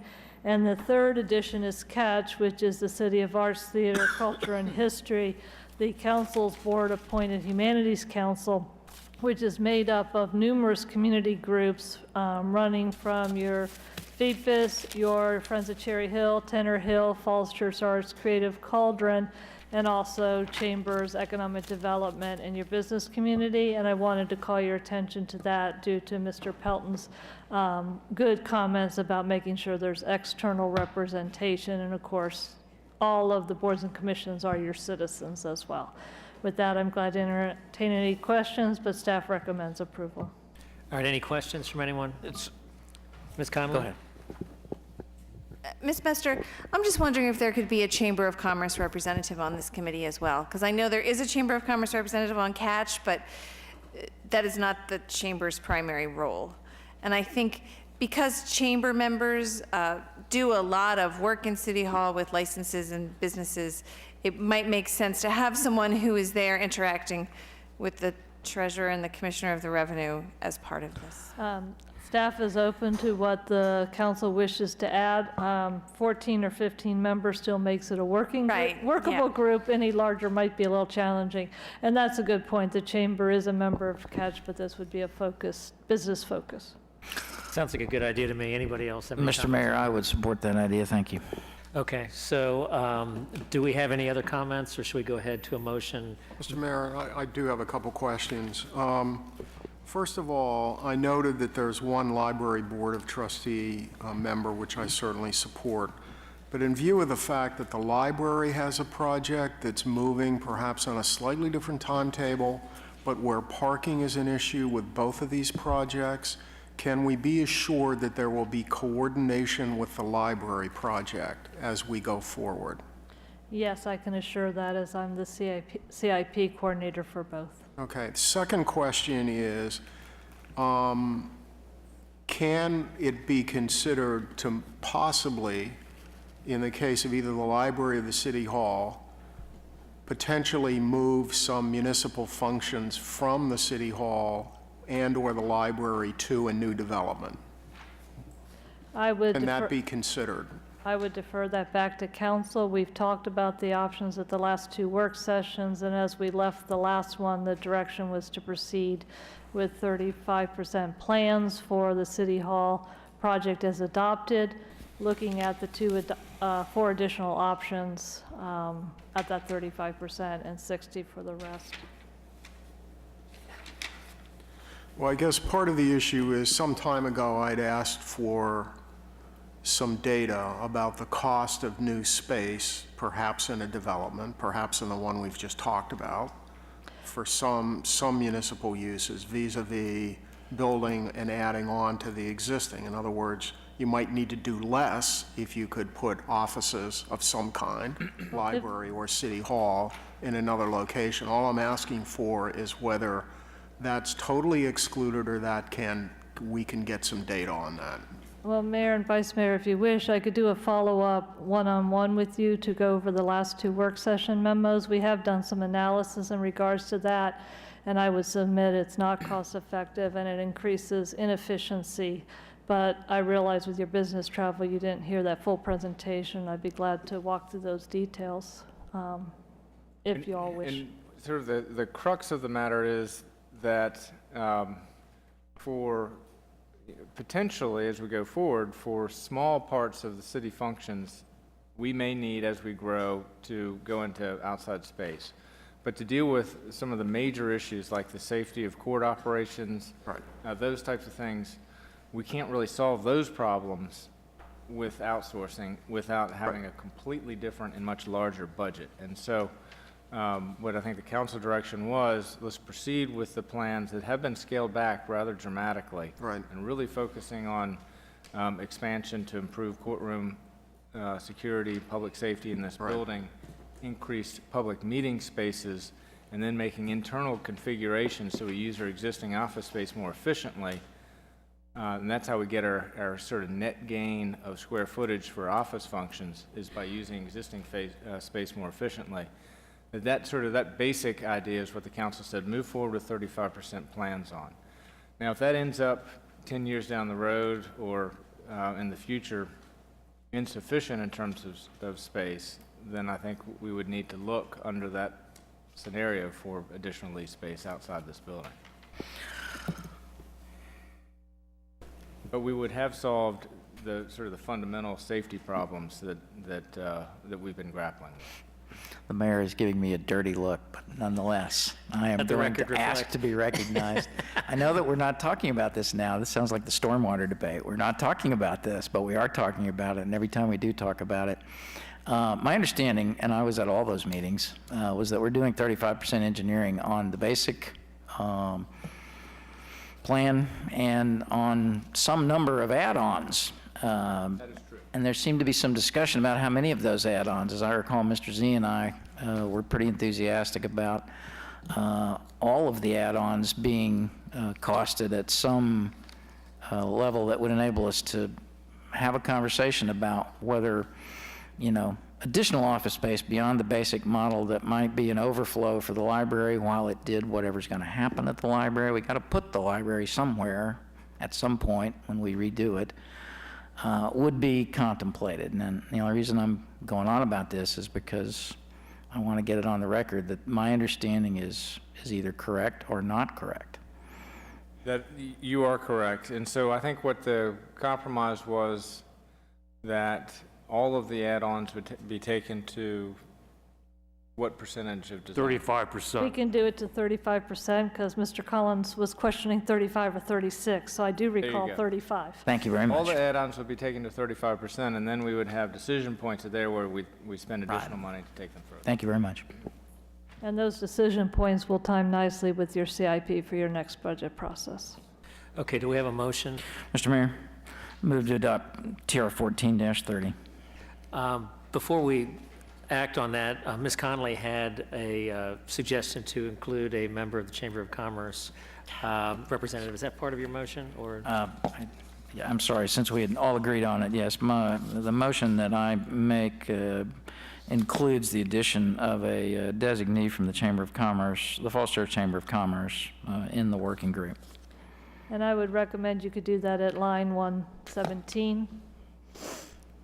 At line 117, add Falls Church Chamber of Commerce. 1. Okay, do we have a second on that motion? Second. Ms. Oliver on the second. Let's open the matter to public comment. Is there anyone on the public who wishes to address this matter? There is, okay. Welcome, Mr. Clinton. Tom Clinton, 711 Hillwood Avenue. I hate to add another person, but the last time we did a renovation, my office moved twice. And when we had the space completely open to remove the air conditioning unit, we didn't. We spent years band-aiding it. It just got replaced last year. And it was known as the oldest unit in the building. So from someone that actually works in the building, there's no treasurer, commissioner, representative. I just think it might be helpful. Okay, any comments? I think we should, Mr. Mayor.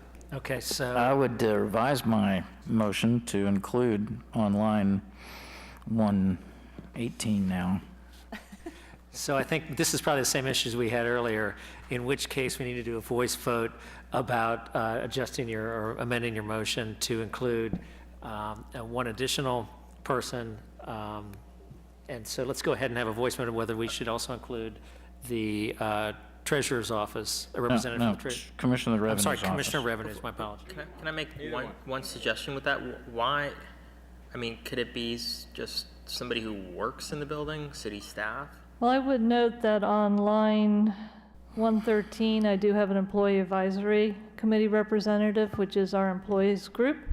The commissioner part of that? Commissioner's They would be office? represented, but I am also open to the fact if you want to add one of your state offices, I would just ask maybe as Commissioner of Revenue representing the state offices, and that would pick up treasurer, sheriff's, clerk of the court, and voter registrar. Do you want that to supplant? No, because you No, I already do got not sheriff want or it to deputy sheriff supplant the there. AC, and I want the police for the public Right, safety you need that functions. because that's the nature. Public no. safety, So I please. do not want to make a motion to supplant. I want the Commissioner of Revenue to have a separate line. So actually, we're going to take a voice vote on adding the Commissioner of Revenue, is that right? And On amending the motion, and just for clarification, Mr. Mayor, the reason that would be necessary would be because it was seconded. So the motion, the main motion is before council at this stage. Okay, so let's do a voice vote on whether to add or amend the proposed resolution to add the Commissioner of Revenue. To accept the amendment of the motion. Okay. And then you'll have to vote Is on the it- motion. But is it the office or is it the commissioner himself? I mean, he may want to have somebody else there. Why don't we just say a representative of the Of office? the of office. Commissioner? Well, here, it says sheriff or deputy sheriff. To be Commissioner of Revenue or designee. Yeah, or designee. Okay, so let's go ahead and do a voice vote on that. All in favor? Aye. Aye. Opposed, abstentions, the ayes have it. So that is the motion before us. Madam Clerk, will you call the roll call vote? And I presume there's no one else who wishes to address this matter. Matter's closed to the public. Madam Clerk, will you call the roll call vote? Mr. Baruch? Yes. Ms. Conley? Yes. Mr. Duncan? Yes. Ms. Oliver? Yes. Mr. Snyder? Yes. Mr. Z? Yes. Mayor Tarter? Yes. The motion carries. Thank you. Madam Clerk, will you call the next item, please?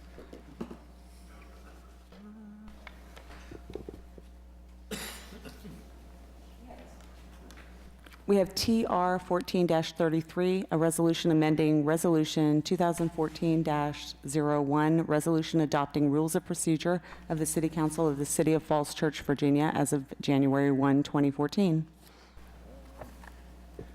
Mr. Shields?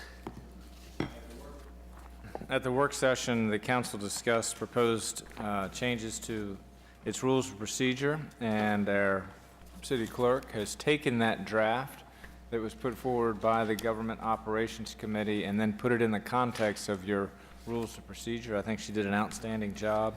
We'd be happy to answer any questions about it. Thank you. Is there any member of the public that wishes to address this matter? Seeing none, the matter is closed to the public. Do we have any questions from council?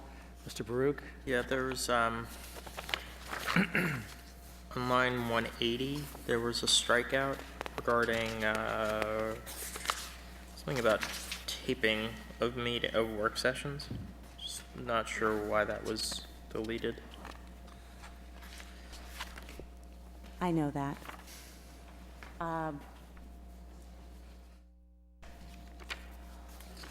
Wait a minute, let's see. Now I don't remember. It's late. Because the meetings are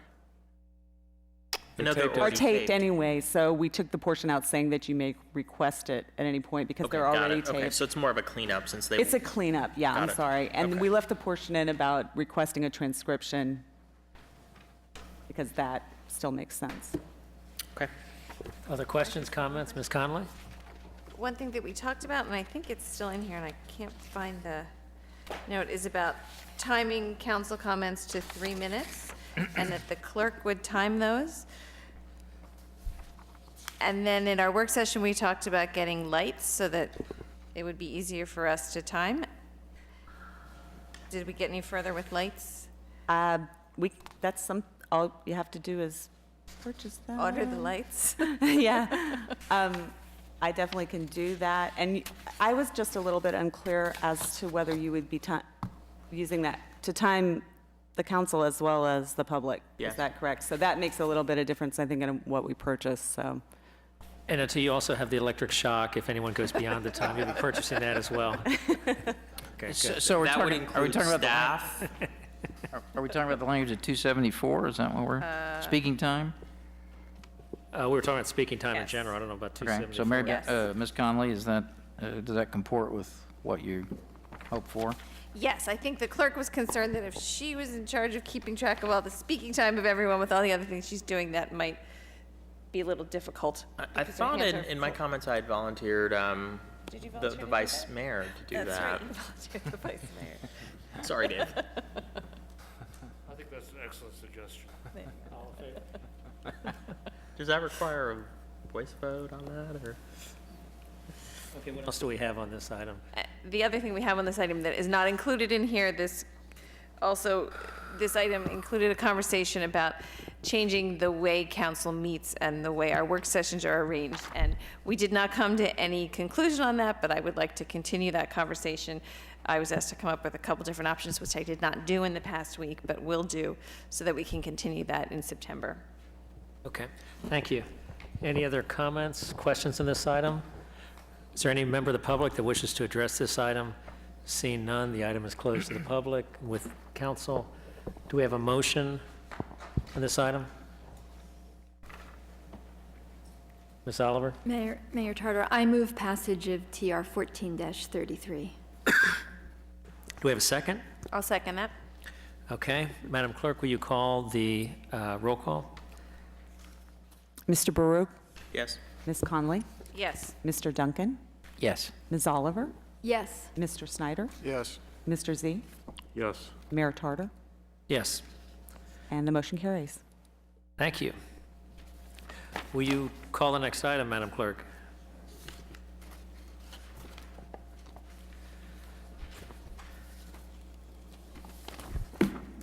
And it looks like we're to a resolution appointing Carol W. McCoskey as city attorney and setting compensation for that position. Okay. Is there anything you'd like to add, Mr. Shields? I would just note that the council has engaged in a very thorough process to advertise and interview and recruit candidates for the city attorney position. And through that process has arrived at a decision to hire Carol McCroskey. She's, I know council members will want to speak about her, but she is currently an attorney with Arlington County, has many years of local government law experience with a focus on land use and development.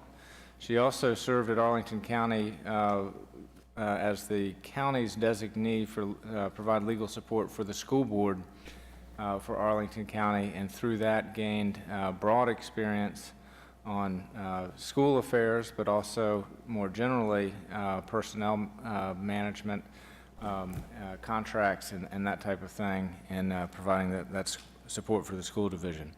And so with that, I would turn it over to the mayor and members of council for further comments.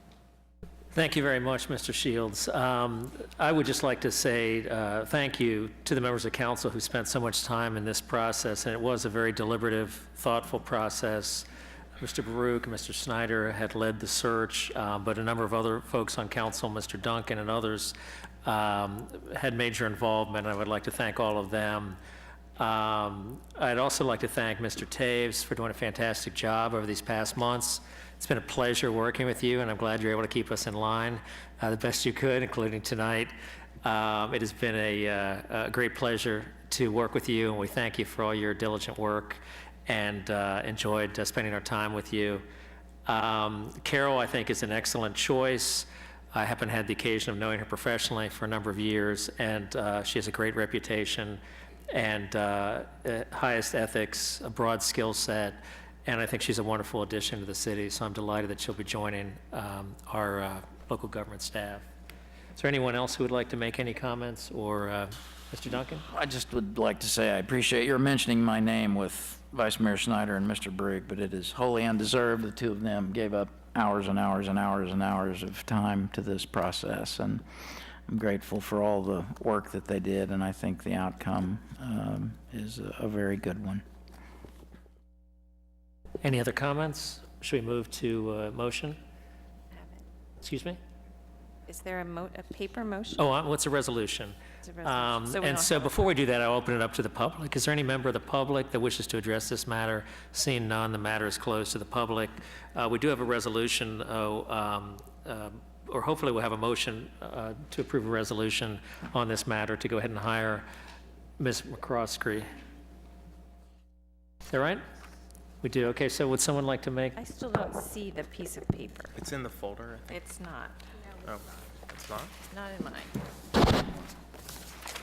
Oh. Thank you. I also didn't have it. There you go, there you go. Okay, thank you.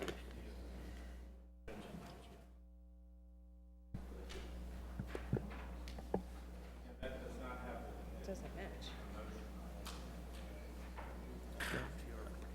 But the motion is on the, Here, I'll just move it. I move, Number doesn't match. yeah, it's up here. No, right here. Salary of 130, 175. Carpe diem, guys, let's get on with it. Ew. We need to make an amendment We to need the, to make an amendment to it. sorry. What? Okay, all right. So we have a motion. Do we have a motion? We don't have one yet. Okay, so why don't we just go ahead and read maybe the resolution as should be changed. There's a typo in the resolution. The compensation in writing doesn't match the numbers. So we're going to go ahead and read the resolution to make sure And it's that was correct. caught by Ms. Mary Beth Conley. And that is why we, as a general rule, have quit doing both the words and the numbers and just moved just to the numbers. And so I apologize for that oversight. The words do control those, so I think she'd be having a tough time there. All right, let's go ahead and make a motion if we can. Someone like to do that, Mr. Baruch? Yeah, I move adoption of resolution TR 14-34 as amended. And it's been amended by? It's been amended so it reads, In the second, therefore, shall be $175,000, and the annual deferred compensation benefit shall be $5,000. Okay, so we have a motion to approve the resolution as amended. Do we have a second? Second. Mr. Duncan on the second. Madam Clerk, will you call the roll call vote? Mr. Baruch? Yes? Ms. Conley? Yes. Mr. Duncan? Yes. Ms. Oliver? Yes. Mr. Snyder? Yes. Mr. Z? Yes. Mayor Tarter? Yes. And the motion carries. Okay, great. Thank you. Do we have a motion to approve the consent agenda, the consent items? If I could just very briefly note what they are for the council, and the motion is at the top of the consent calendar, so the motion would be move approval of the consent items. The first is a contract with Utility Services, LLC, Utilities Unlimited LLC, in the amount of up to $800,000 annually, and to renew the contract annually for 4 additional one-year terms, subject to annual appropriation of funds. And that is work that would take place in the stormwater utility and in the sanitary sewer utility to be able to do pipe construction, reconstruction, emergency repairs, and that is the funding that's been provided in the capital improvements budget. The second contract on the consent calendar is approval of a contract with Pleasance Construction Incorporated and AM Liner East Incorporated for up to $400,000 annually, and to authorize the city manager to renew the contracts for 3 additional one-year terms subject to annual appropriation of funds. And that is for the in situ form in place pipe rehabilitation work that also is done in both our sanitary and in our stormwater utility. Just as examples of that, we've just finished repairs at the 100 West Broad block to repair a major stormwater pipe that saved hundreds of thousands of dollars by being able to do this form of pipe rehabilitation as opposed to digging up the street to repair those pipes there. We're currently doing that type of work also in the Broadmont area, and I will note that when that work is going on, we alert all of the neighbors in advance. And we do sometimes experience odor and fumes associated with that, and we work with neighbors just to make sure they're fully informed to air their houses out if that happens, and it is a passing inconvenience as part of that work. So that's it. Do we have any public comment on any of the agenda, the consent agenda items? Seeing none, the matter is closed to the public. Do we have a motion to approve the consent items? Sure. Mr. Mayor, I'm happy to make the motion. Okay, so you move approval of the consent items? So I move approval of the following consent items. First one, authorize the city manager on behalf of the city amend the contracts for stormwater cured in place piping services with Pleasant Constructions Incorporated and AM-Liner East Incorporated to expend up to $400,000 annually, and to authorize the city manager to renew the contracts for 3 additional one-year terms subject to annual appropriation of funds by City Council in the budget. And 2,